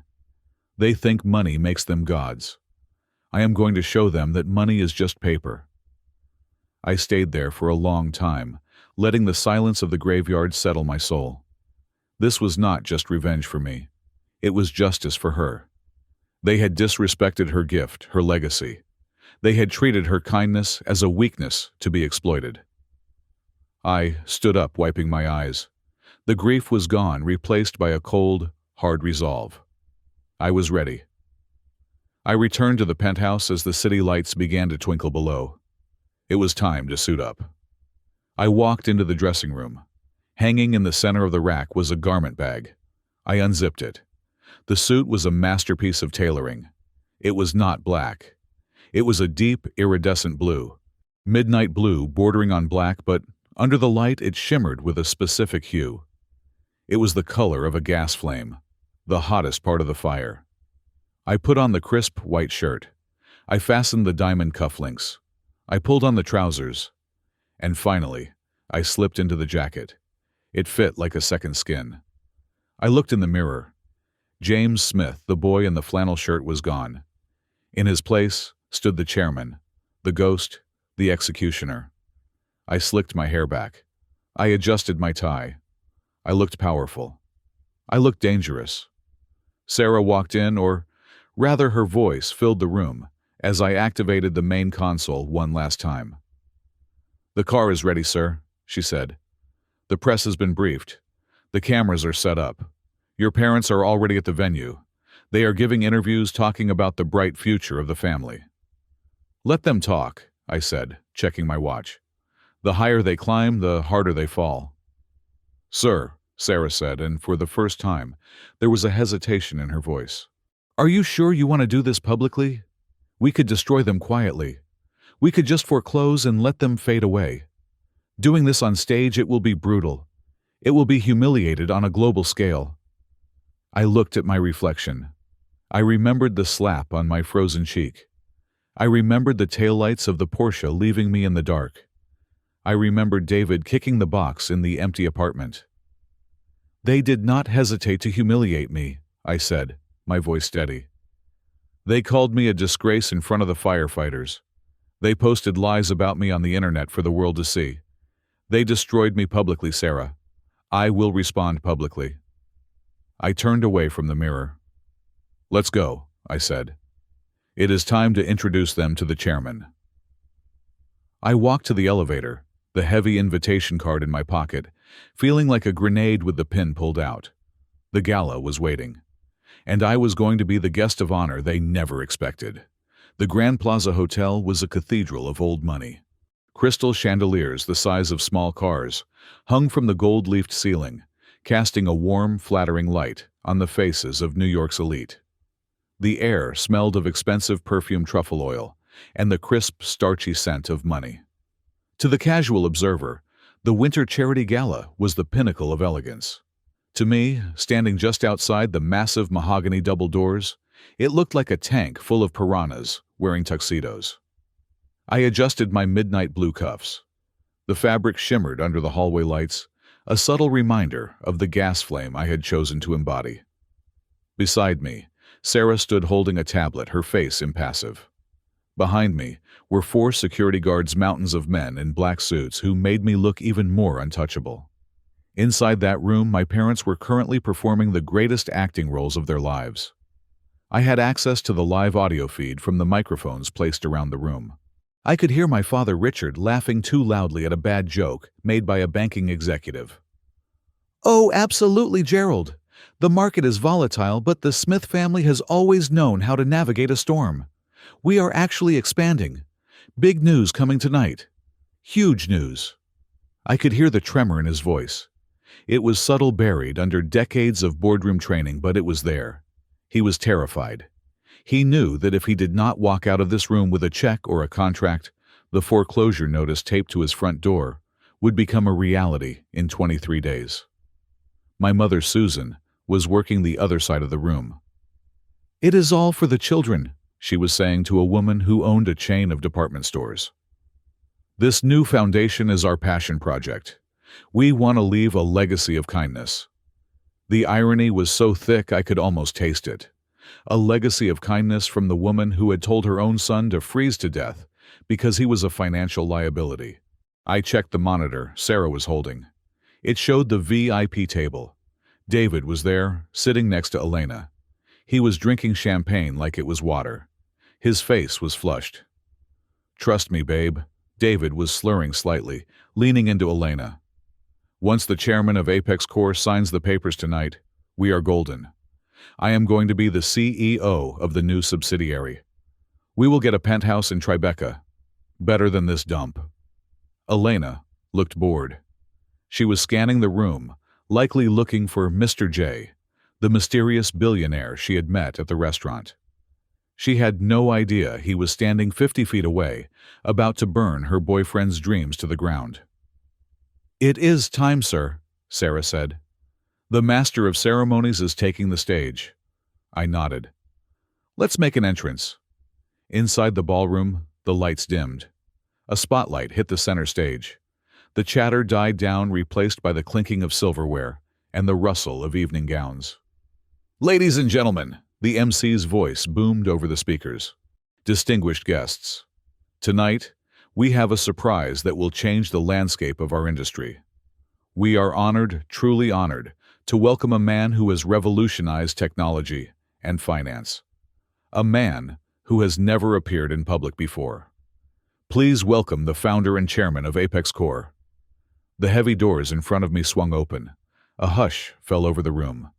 It was absolute. 500 people stopped breathing at once. I stepped into the light. I walked with a slow, predatory rhythm. My chin was up. My eyes swept across the room, locking onto faces, but revealing nothing. The security guards flanked me, creating a phalanx of power. The midnight blue suit caught the light, rippling like dark water. I could feel the gaze of the room. It was physical. They were analyzing me, pricing me, trying to figure out who I was. I was young, far younger than they expected. I was handsome, cleaned up from the grime of the cabin, my features sharp and defined. I walked straight down the center aisle toward the stage. As I passed the Smith family table, I slowed down just a fraction of a second. I saw them. Richard was staring at me, his mouth slightly open. He squinted. There was a flash of recognition in his eyes, a spark of memory firing in his brain. He knew the shape of my jaw. He knew the way I walked. But then, I saw the denial slam down like a steel shutter. "No," his expression said. "It cannot be." Susan was gripping her napkin so hard, her knuckles were white. She leaned toward Richard and whispered loud enough for my enhanced hearing to catch. "He looks like no. It is impossible. That boy is a bum. This man is royalty." "Must be a cousin," Richard whispered back, sweating. "Or just a coincidence. James doesn't own a suit. James is probably sleeping in a gutter." David did not even look closely. He was too busy staring at my watch, a limited edition Patek Philippe that cost more than his annual salary. "Look at that gear," he muttered to Elena. "That is the guy. That is the money train." I walked past them. I did not acknowledge them, not yet. I ascended the stairs to the stage. The spotlight followed me. I stood behind the podium, gripping the sides with my hands. I looked out at the sea of expectant faces. I saw greed. I saw curiosity. And at table 4, I saw 3 people who were about to have their reality shattered. "Good evening," I said. My voice was deep, resonant, amplified by the state-of-the-art sound system. It echoed off the vaulted ceiling. "Tonight is a night about legacy." I began, abandoning the prepared remarks. I wanted to speak from the scar tissue on my soul. We are here to celebrate the Smith family, a family that prides itself on image, on strength, on the ability to build empires. Richard puffed out his chest, smiling nervously at his neighbors. He thought I was praising him. But empires are fragile things. I continued, my voice dropping an octave. They are built on wood and paper, and wood and paper burn. The room went quiet. The metaphor was aggressive. I know a story about fire, I said, locking eyes with David. He shifted in his seat, looking uncomfortable. There was a house, a small, insignificant house, and there was a fire that was meant to destroy it. It was meant to erase a mistake. It was meant to hide a crime. David froze.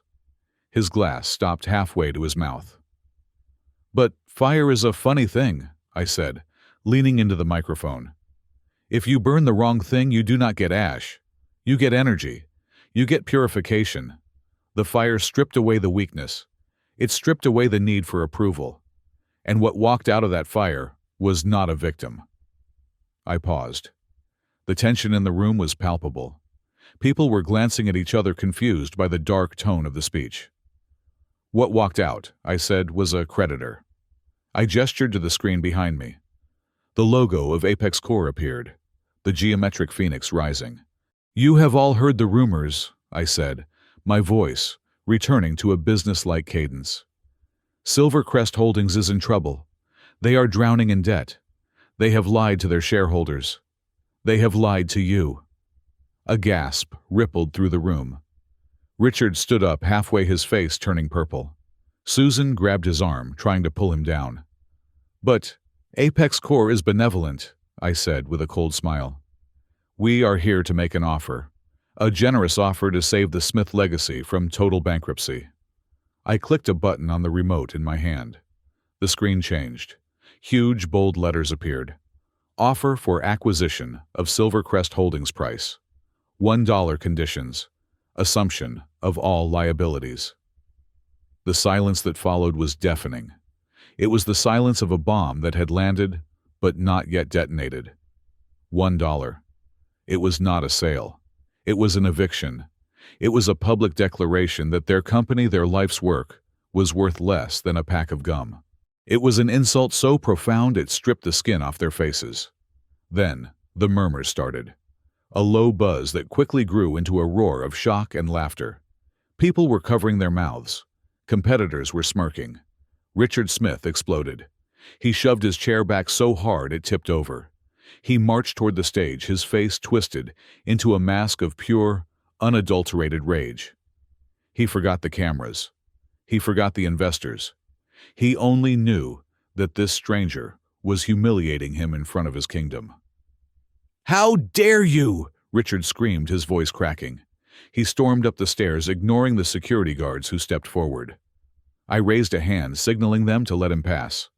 I wanted him close. Richard stood 5 feet away from me, panting, his finger shaking as he pointed at my face.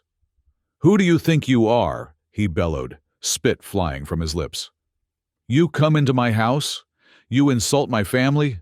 We are the Smiths. We built this city. I will sue you. I will ruin you. $1. I will have your head on a platter." He was so close. I could smell the fear sweat mixing with his cologne.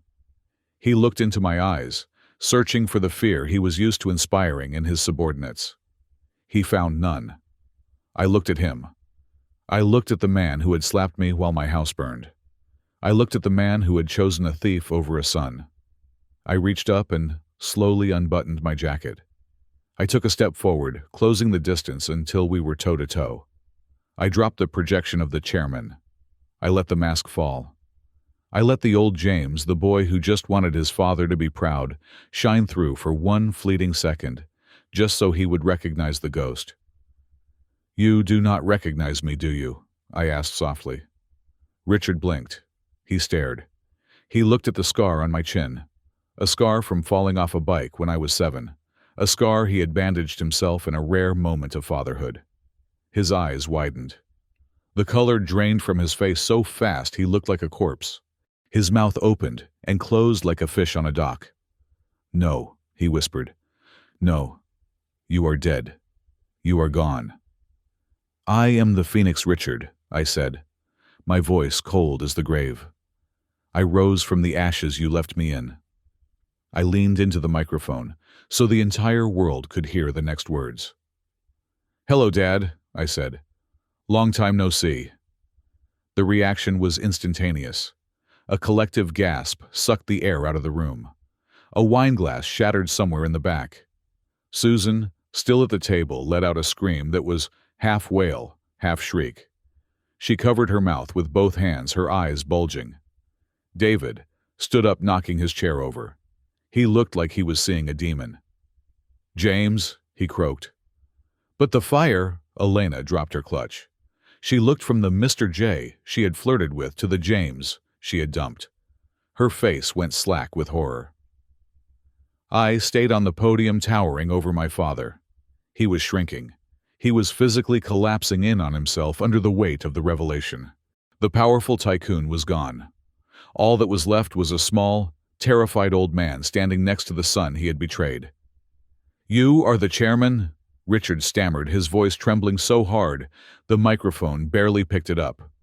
"You have the money? You are Apex Core?" "I am," I said. "And I am the one holding the mortgage on your house. I am the one holding the debt on your company. And I am the one offering you $1 for your dignity." I looked out at the crowd, then back at him. "Do you want to take the deal, Dad?" I asked. "Or do you want to explain to all these nice people why you left your son to die in the snow?" The cameras flashed. 1,000 blinding lights captured the moment the Smith Empire died, and I stood in the center of it, not smiling, not gloating, just burning with the cold blue fire of absolute justice. The silence that had fallen over the Grand Plaza ballroom was shattered by a collective gasp that sounded like all the oxygen being sucked out of the room at once. It was a physical reaction, a shock wave that rippled through the tuxedoed men and bejeweled women. My father Richard stood frozen on the stage, his face a mask of cognitive dissonance. He looked at me then, at the audience then, back at me. His brain was trying to reconcile two impossible truths: that I was his discarded failure of a son, and that I was the most powerful man in the room. At table 4, the sound of shattering glass punctuated the tension. David had dropped his champagne flute. The expensive crystal exploded on the floor, spraying sparkling wine over his polished shoes. But he did not even blink. He was staring at me with his mouth hanging open, his skin the color of wet putty. Beside him, Elena looked like she was about to faint.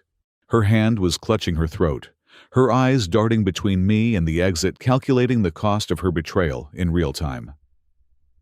"James?" Richard finally choked out. The name sounded foreign in his mouth, like he was trying to speak a language he had not used in decades. "You, but how?" Then the shock morphed into the only emotion Richard knew how to process: aggression. His face flushed a deep, violent crimson. He stepped forward, his hands balling into fists. "You stole it!" he shouted, his voice cracking with desperation. He pointed a shaking finger at my chest. "You stole this money! You hacked a bank! You are a criminal! There is no way you could have built this! You are nothing! You are a bum who lived in a shack!" He turned to the crowd, his eyes wild. "Call the police! Arrest him! He is a fraud! My son is a thief!" I stood perfectly still. I did not raise my voice. I did not flinch. I let his accusations hang in the air, letting the audience see the contrast between his unhinged panic and my absolute control. "You want the truth, Richard?" I asked. My voice was calm, amplified by the speakers, so that even the waiters in the back could hear every syllable. "You want to know where the money came from? You want to know what I was doing in that shack while you were busy being ashamed of me?" I reached into my pocket and pulled out a small remote. "I wasn't stealing," I said. "I was building. But since you mentioned criminals," I pressed the button. The massive screen behind me, which had been displaying the humiliating $1 offer, flickered and changed. The high-resolution footage from my drone took over the display. The ballroom erupted in murmurs as the image stabilized. It was undeniable. It was sharp, clear, and damning. On the screen, a figure in a distinctive wool coat, the same coat David wore in his profile picture on the company website, was walking stealthily around the perimeter of my wooden cabin. The timestamp in the corner marked the date and time, the night of the blizzard. The crowd watched in horrified fascination as the figure on the screen doused a rag in fluid, lit it, and tossed it into the heating oil storage. The flare of light on the screen illuminated the face of the arsonist. It was David. "Oh my God!" a woman in the front row whispered, her hand flying to her mouth. David, sitting at his table, let out a strangled noise. "No, that's fake. That's AI. He faked it." But I wasn't done. "And just so we are clear on who knew what," I said into the microphone, "let us listen to the aftermath." I pressed the button again. The video, cut to black, replaced by a waveform visualizer. The audio from the library, the conversation I had recorded just days ago, began to play. The sound quality was crystal clear. Richard's voice. "You set fire to a house with your brother inside. You could have killed him." David's voice. "But I didn't. He got out. He's fine. Look, he's gone. Nobody cares about him. He was a loser, Dad." Susan's voice. "David is the only future this family has. Destroy the drive. It never happened." The audio echoed through the silent ballroom. It was the sound of a family rotting from the inside out. It was the sound of moral bankruptcy. I looked at my parents. Richard was swaying on his feet, holding onto the podium for support. He looked like he had been punched in the gut. He could feel the eyes of 500 of his peers boring into him, not with envy, but with disgust. The heavy double doors at the back of the room burst open. "Police! Nobody move!" A squad of NYPD officers, led by a detective I had personally briefed 3 hours ago, marched into the room. They were not there for the champagne. They moved with purpose, heading straight for the VIP table. I looked at my father. "I did not steal a cent, Dad," I said, my voice cutting through the chaos. "I wrote the code for the Apex trading algorithm on a 10-year-old laptop in that cabin. I built a $3 billion company while you were busy telling your friends I was a disappointment. I did not need your money. I did not need your connections. I just needed you to leave me alone." Richard slumped. The fight went out of him. He looked old, defeated, and small. But the drama was unfolding on the floor. As the officers approached table number 4, David panicked. The bully who had stomped on a homeless man's radio suddenly realized he was the one in the trap. He knocked his chair backward and scrambled to his feet. "No! No!" David screamed.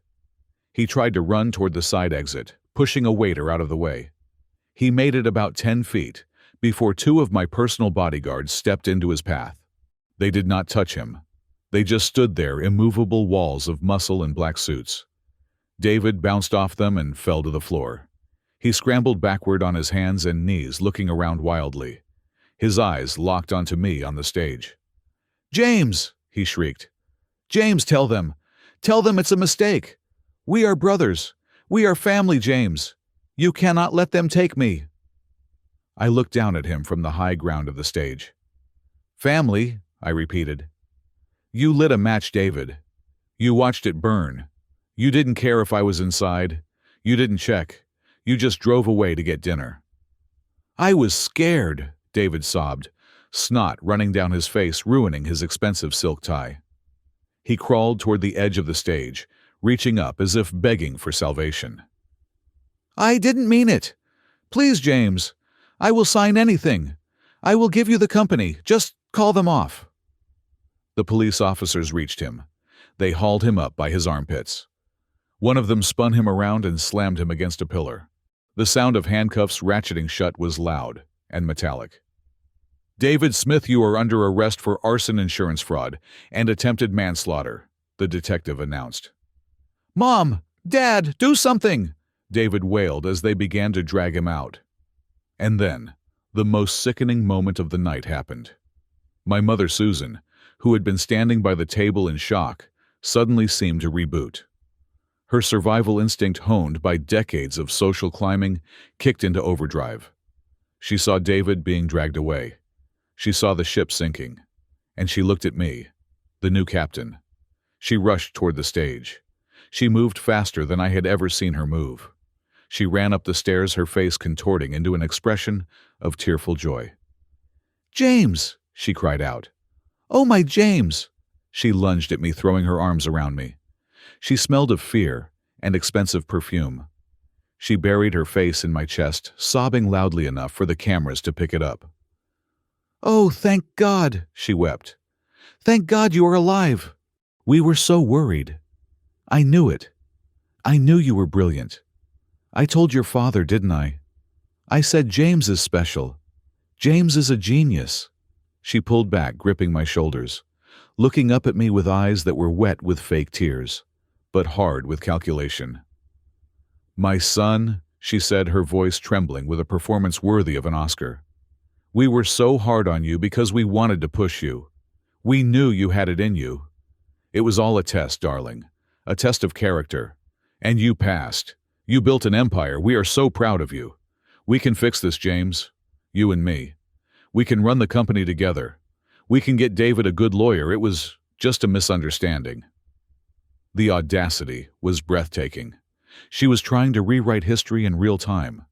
She was trying to gaslight me in front of the entire city of New York. She thought that because I was her son, I was still desperate for her approval. She thought a hug and a compliment would erase 32 years of neglect and one night of attempted murder. I felt a wave of revulsion so strong, it almost made me sick. I reached up and took her hands. Her grip was tight, desperate. I peeled her fingers off my jacket one by one. I did it slowly. I did it with cold, clinical precision. I stepped back, putting 3 feet of distance between us. I brushed the lapels of my suit where she had touched me, as if brushing off dirt. "A test?" I asked. My voice was flat, dead. Susan froze. Her smile faltered. "Yes, darling. Just tough love. You know how your father is." "You left me in the snow without a coat," I said. "You told me I was a disgrace. You watched the fire burn and worried about the resale value of the land.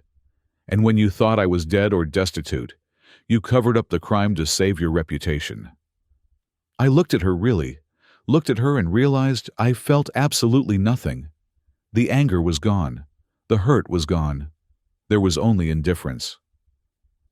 "I am not your son, Mrs. Smith," I said.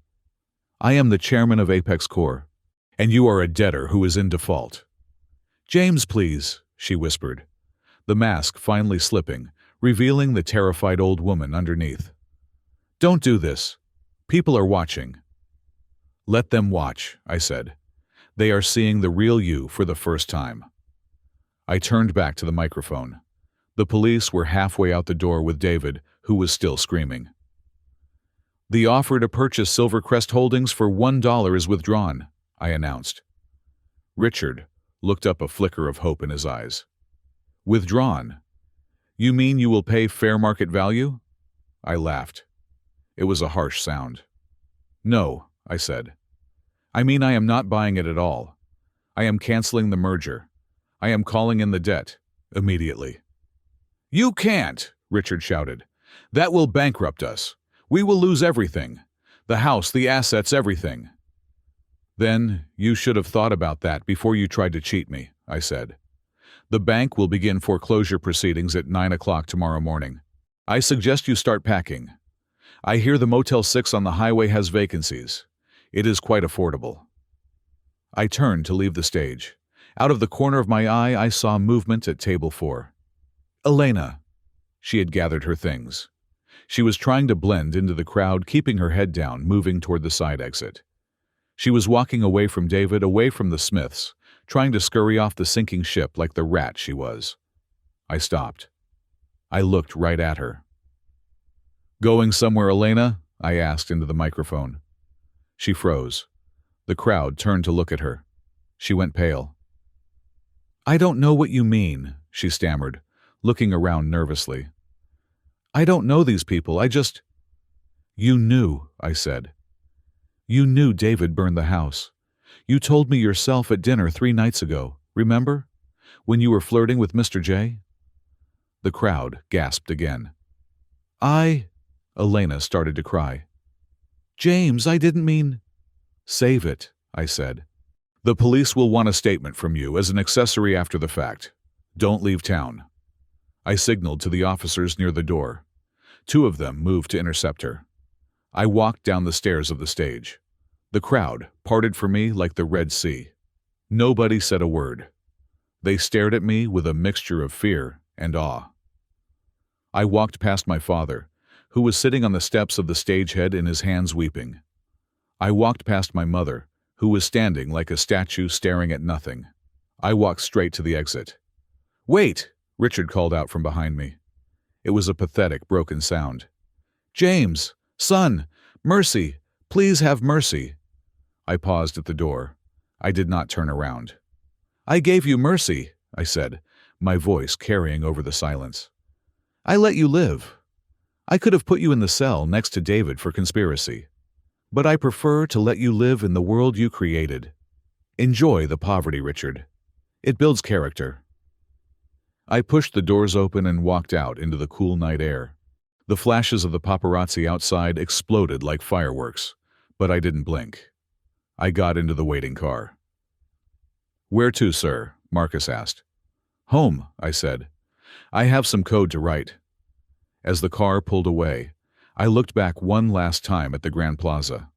The lights were still on, but the party was over. The Smiths were finished. And for the first time in my life, the name James Smith didn't feel like a burden.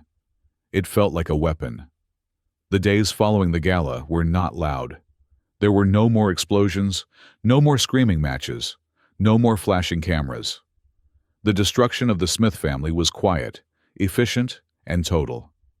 It was the silence of a building after the demolition charges had gone off. Just the settling of dust and the creaking of broken things. In the financial markets, Silvercrest Holdings did not just crash. It evaporated. The morning after my announcement, the stock opened at 4 cents a share. By noon, trading was suspended. By 5 in the afternoon, the board of directors had resigned en masse, and the creditors, my proxies, moved in to strip the carcass. I watched it all from my penthouse 70 stories up. It was like watching a colony of ants being washed away by a garden hose. 3 days later, the eviction happened. I did not go to the manor to watch. That would have been petty. Instead, I had Sarah stream the security feed to my tablet. I sat on my balcony drinking black coffee and watched the end of an era. The moving trucks were not there. Richard and Susan could not afford movers. The bank had given them until noon to vacate the premises, with only their personal effects. Furniture, art, electronics. Everything that had been bought with company money or leveraged debt remained property of the estate. I saw my father walk out the front door. He was wearing a tracksuit I had never seen him wear before, something cheap and ill-fitting. He was dragging 2 large suitcases. He looked small. The grandeur, the arrogance, the posture of a titan of industry. It was all gone, stripped away like paint from an old wall. My mother followed him. She was carrying a plastic bag filled with clothes. She stopped on the porch, looking back at the massive oak doors of the house she had ruled for 40 years. She reached out to touch the brass knocker, but a sheriff's deputy stepped in front of her. "Ma'am, please keep moving," the deputy said. I could hear him through the camera microphone. "We need to lock up." Susan flinched, as if she had been slapped. She turned and walked down the steps, her heels clicking on the stone. She tripped on the last step, stumbling into the gravel. Richard did not turn around to help her. He just kept walking toward the curb, where a yellow taxi was waiting. They loaded their bags into the trunk. They looked at the house one last time. Then, they got into the cab and drove away. They were not going to a hotel. They were going to a short-stay motel in Queens, a place Sarah had identified for me. It was known for its flickering neon sign, its paper-thin walls, and its heating system that only worked intermittently. It was poetically, almost exactly the same living conditions I had endured in the cabin. Now, they would know what 40 degrees feels like when you have no fireplace. Now, they would know what it feels like to count coins for a meal. While they were learning the harsh lessons of poverty, David was learning the harsh lessons of confinement. He was being held at Rikers Island, denied bail due to flight risk, and the severity of the arson charges. Sarah had access to the prison's phone logs. Every night I would listen to the recordings of his calls.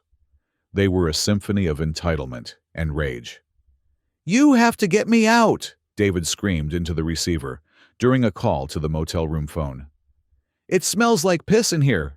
The food is garbage. Do you know who I am? I am a Smith." "We have no money, David." Richard's voice crackled on the other end, sounding exhausted and broken. "The lawyers want a retainer. We have nothing. We are eating noodles from a cup." "Call James," David yelled. "Beg him. Get on your knees. He is doing this. He has the money. Tell him I will sue him." "He won't answer," Richard said. "He blocked us. We are alone, David. We are alone." David would then launch into a tirade of profanity, blaming them for not protecting him, blaming me for existing, blaming the world for conspiring against him. He never once mentioned the fire. He never once asked if I was okay. He was a narcissist to the bitter end, trapped in a cage of his own making. I turned off the recordings. I did not need to hear any more.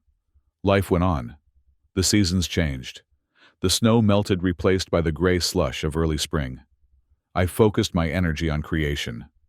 With the Smith family dismantled, I turned my attention to the scorched earth where my cabin had stood. I bought the land back from the bank, my own bank, under a new LLC. I hired architects. I hired contractors. I stood on the blackened soil where my home used to be, and I outlined a new vision. Not a mansion, I told the lead architect, pointing to the tree line. A sanctuary. Dormitories here. A cafeteria there. A computer lab in the main building. I want a center for at-risk youth. Kids who have been kicked out. Kids who have nowhere to go. "The Phoenix Center?" the architect suggested, looking at the plans. "No," I said. "Call it the Miller House, after my grandmother." Construction began immediately. The sound of hammers and saws replaced the memory of the crackling fire. It was healing. Every brick laid was a testament to the fact that destruction is not the end. It is just space for something new. But the past has a way of clawing at the door. Richard tried to contact me. He sent letters to my office written in shaky handwriting on cheap lined paper. Sarah intercepted them all, but she summarized the contents for me. They were not apologies. They were lectures. James' one letter read, "You have made your point. But this cruelty is unbecoming. You are violating the laws of nature. A son does not destroy his father. You are an ungrateful, spiteful child. God will punish you for dishonoring your parents. Send money. We are starving." He was still trying to be the patriarch. Even from a motel room eating instant noodles, he believed he had the moral high ground. He believed his title of father granted him immunity from consequences. I burned the letters. I did not respond. Silence was a louder answer than any words I could write. Then the inevitable happened. The stress of the eviction, the shame of the public fall, and the harsh conditions of the motel took their toll on my mother. Sarah brought me the news on a rainy Tuesday morning. "Your mother has been admitted to City General Hospital," Sarah said, placing a file on my desk. "She collapsed in the motel parking lot. It is pneumonia, complicated by stress-induced heart arrhythmia." I looked at the file. City General was a public hospital. It was underfunded, overcrowded, and smelled of antiseptic and misery. It was where people went when they had no insurance and no options. "Status?" I asked, keeping my voice neutral. "Critical," Sarah said. "She is in the ICU. The doctors say she needs a specific course of treatment and better ventilation equipment, but they cannot afford it," I finished. "Correct. Richard is in the waiting room. He has been trying to call your old number." I stood up and walked to the window. The rain was lashing against the glass, blurring the lights of the city. I thought about Susan. I thought about the woman who had rolled up the car window to keep the smoke out of her upholstery while I stood in the blizzard. I thought about the woman who had hugged me on stage, faking tears to save her social standing. I thought about the woman who had ordered the destruction of the evidence of my attempted murder. She was a monster, a cold, calculating monster who had never loved me. But she was dying, and I was the only person on earth who could stop it. I felt a war raging inside me. One part of me, the part that was still the hurt little boy, wanted to let nature take its course. It wanted to say, karma is real, mother. You left me to freeze. Now you can freeze. But another part of me, the part that was built by my grandmother, hesitated. If I let her die because of money, was I any better than them? They worshipped money. They killed for money. If I withheld money to kill her, I would be playing their game. I would be confirming their worldview, that a life is only worth what is in the bank account. I did not want to be like them. I wanted to be better. I turned back to Sarah. "Pay it," I said. Sarah blinked. "Sir?" "Contact the hospital administration anonymously," I ordered. "Set up a private fund for patient Susan Smith. Cover all costs. Upgrade her care to the best specialist they have. Move her to a private room if possible, but strict anonymity. The donor is the Angel Fund or something generic. Under no circumstances are they to know it came from me." "Are you sure?" Sarah asked gently. "She would not do the same for you." "I know," I said. "That is why I am doing it. Because I am not her." Sarah nodded and typed the commands. "It is done. The hospital has received the authorization. They are moving her to the cardiac wing now." "And Sarah," I added. "Block Richard from the private room. He can visit during standard hours, but I do not want him thinking his prayers worked. Let him think it is state aid." "Understood." I sat back down. I felt lighter. I had saved her life not because I loved her, but because I refused to carry the weight of her death. I had paid her ransom to the Grim Reaper, but I would not visit. A week later, a distant cousin, a woman named Beatrice, who had always been kind to me at family reunions, managed to get my private email address. She sent me a message. "James," it read, "I know what happened. I know what they did. But your mother is very sick. She is asking for you. She is delirious, calling your name. The doctors say she is stable thanks to some miracle grant, but her spirit is broken. Please just come see her. She is your mother." I stared at the screen. Asking for me? Was she asking for James, her son? Or was she asking for the chairman, her savior? I remembered the look in her eyes on the stage, the calculation, the greed. I typed a reply to Beatrice. "Beatrice, I am glad she is receiving care. But the woman asking for me is asking for a ghost. James Smith died in a fire 3 months ago. The man who exists now has no mother." I hit send. I closed the laptop. I did not go to the hospital. I did not send flowers. I drove out to the construction site of the Miller house. The framing was up. It smelled of fresh pine and wet earth. It smelled of potential. I walked through the skeleton of the building. I imagined the kids who would live here. Kids who had been thrown away by their families. Kids who had been told they were mistakes. I would give them warmth.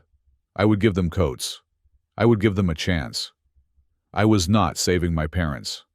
I was saving the next generation from becoming victims of parents like mine.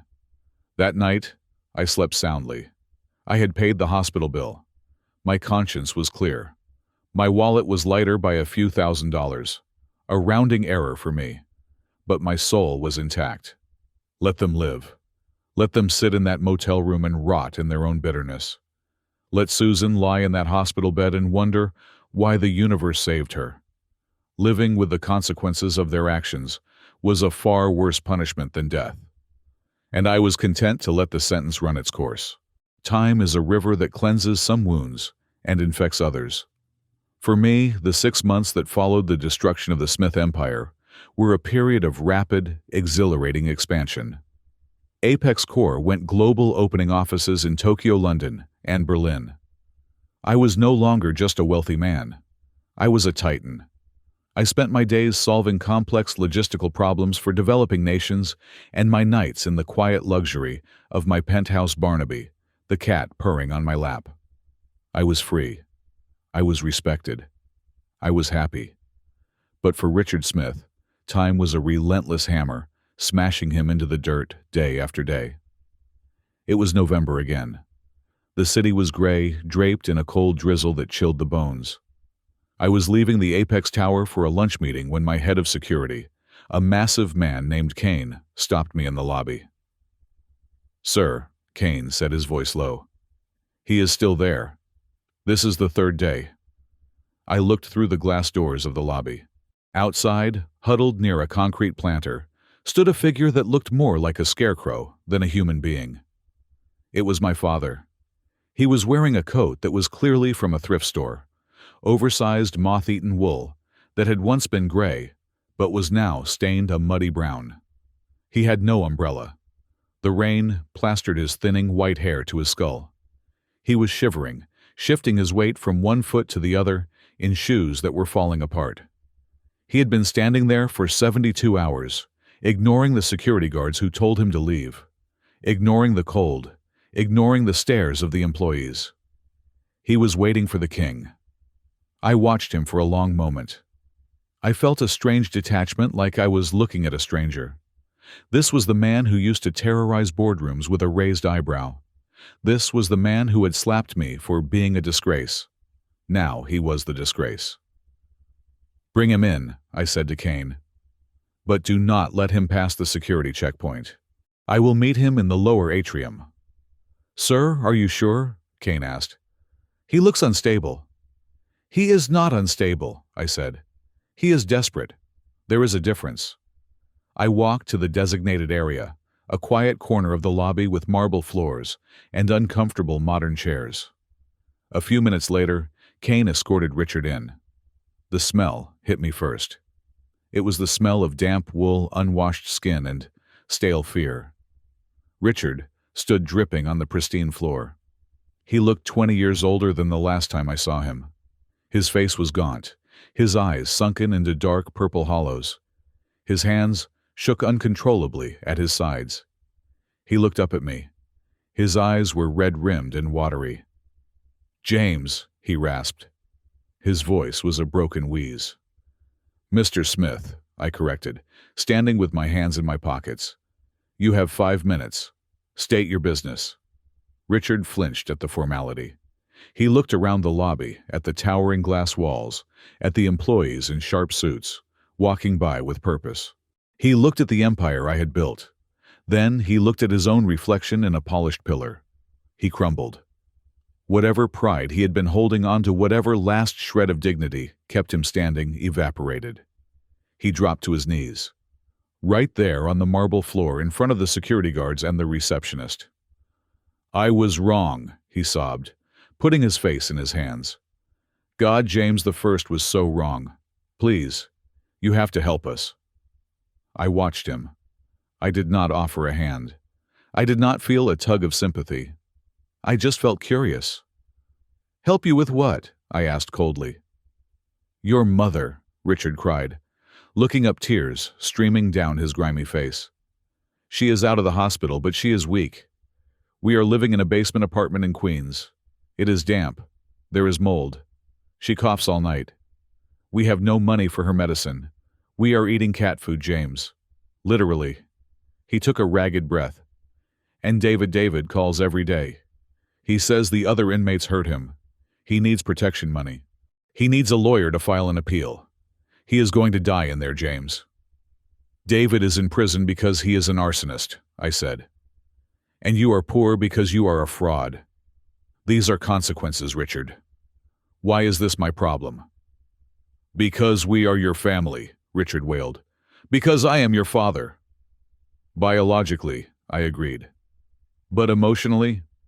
You resigned that position a long time ago."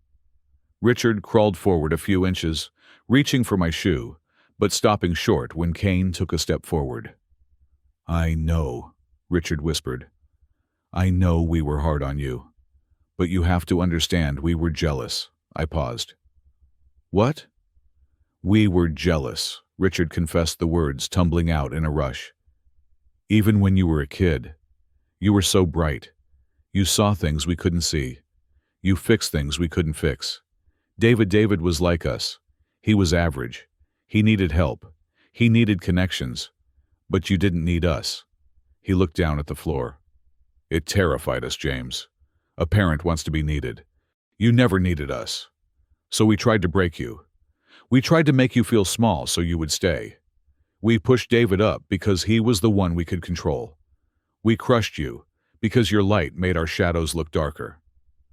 I stood there processing this admission. It was the truth. Finally, after 32 years, the truth. They hadn't hated me because I was a failure. They had hated me because I was better than them, and I didn't play their game. They had punished me for my independence. That is a fascinating psychological breakthrough, I said, my voice devoid of warmth. But it changes nothing. It changes everything, Richard pleaded. I am admitting my sin. I am begging for forgiveness. Please, James. Just a little help. We don't need millions. Just enough to get a clean apartment. Just enough to get David a public defender who isn't asleep. Just enough to survive. I looked at the man kneeling in a puddle of rainwater. I looked at the pathetic creature who had once been my giant. I reached into the inside pocket of my jacket. I pulled out a checkbook and a gold fountain pen. Richard's eyes widened. He stopped crying. He stared at the checkbook with a hunger that was terrifying to behold. I wrote a check. I filled in the date. I filled in the amount. $100,000. It was a fortune to him right now.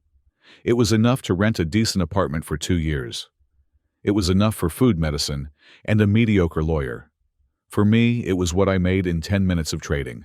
I tore the check out. I held it out. Richard scrambled up his hands, reaching out like claws. Oh, thank you. Thank you, son. Thank you. God bless you. I pulled the check back, just as his fingers brushed it. Not so fast, I said. Richard froze. What? What is it? I have a question, I said. I looked him dead in the eye. Be honest, Richard. Your life depends on it. Anything, he panted. Ask me anything.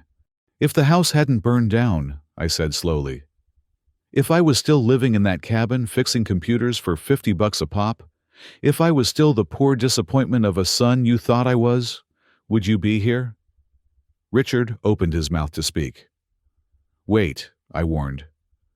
Think. If I had no money but you were still in this trouble, would you have come to me for help? Or would you have come to spit on me again? Richard's mouth hung open. He looked at the check. He looked at my face. He wanted to lie. I could see the lie forming on his tongue. He wanted to say, of course I would come because I love you. But he couldn't. The weight of the truth in the room was too heavy. He knew that if I was poor, he would never have lowered himself to ask me for a dime. He would have starved before admitting he needed the loser son. He closed his mouth. He looked down. Silence. The silence stretched for 10 seconds. It was the loudest sound in the world. It was the death knell of our relationship. That is what I thought, I said softly. James, he whispered shamefully. I will still give you the money, I said. He looked up, shocked. You will? Yes. Because unlike you, I do not let people starve. And because I want you to live a long time. I want you to have a warm bed and a full belly, so you have plenty of energy to think about this moment. Every single day. I reached into my other pocket. I pulled out a folded document. I had prepared it months ago, anticipating this day. But there is a condition, I said. I held up the check in one hand and the document in the other. This is a legal document, I explained. It is a termination of parental rights and a non-disclosure agreement. If you sign this, you are legally declaring that you have no son named James. You are agreeing to never contact me again. You are agreeing to never mention my name to the press. You are agreeing that for all intents and purposes, we are strangers. I thrust the paper at him. Thrust the paper at— You sell me your fatherhood, I said brutally. For $100,000. Richard stared at the paper. It was the final transaction. It was the ultimate commodification of our relationship. James, you can't be serious, he mumbled. I am your blood. Blood is biology, I said. This check is reality. Choose Richard. Do you want to be my father and starve? Or do you want to be a stranger and eat? He looked at the check. He looked at the paper. He looked at the rain falling outside. He thought about the moldy basement. He thought about Susan coughing. He thought about the hunger gnawing at his stomach. Slowly, with a trembling hand, he reached for the pen. He did not look at me. He placed the paper against the glass wall of the atrium. He signed his name, Richard Smith. He handed the paper back to me. He held out his hand for the check. I looked at the signature. It was shaky but legible. He had done it. He had sold his son. I handed him the check. Transaction complete, I said. Richard grabbed the check. He folded it quickly and shoved it into his wet pocket as if afraid it would disappear. Goodbye, Mr. Smith, I said. I turned my back on him. James, he called out weakly. I stopped, but I did not turn. He trailed off. There was nothing left to say. I heard his footsteps retreating. I heard the automatic doors open and close. He was gone, back out into the rain, clutching his paper salvation. I stood there for a moment in the quiet lobby. I felt a strange lightness in my chest. The anchor was cut. The ghost was exorcised. I looked at Kane, who was standing a few feet away, looking at me with a mixture of awe and sadness. Burn this, I said, handing him the document Richard had signed. Sir? Kane asked, confused. But isn't this your legal protection? I don't need a piece of paper to know I have no father, I said. He signed it. That is all that matters. He made the choice. The paper is just ash. I walked toward the elevators. The numbers climbed. 1, 10, 20, 70. I was rising. I was leaving the muck and the mire of the earth behind. I was James Smith. I was alone. And for the first time in my life, that was exactly what I wanted to be. Thank you so much for listening to this story. It was a journey of fire, betrayal, and ultimate freedom. I would love to know where you are tuning in from today. Are you listening on your commute at the gym or relaxing at home? Let me know in the comments below. I read every single one. If you enjoyed James's journey from ashes to empire, please subscribe to Calm Revenge Stories. Hit that like button and smash the hype button to help this story reach more people who need a reminder that the best revenge is a life well lived. Stay strong and see you in the next story.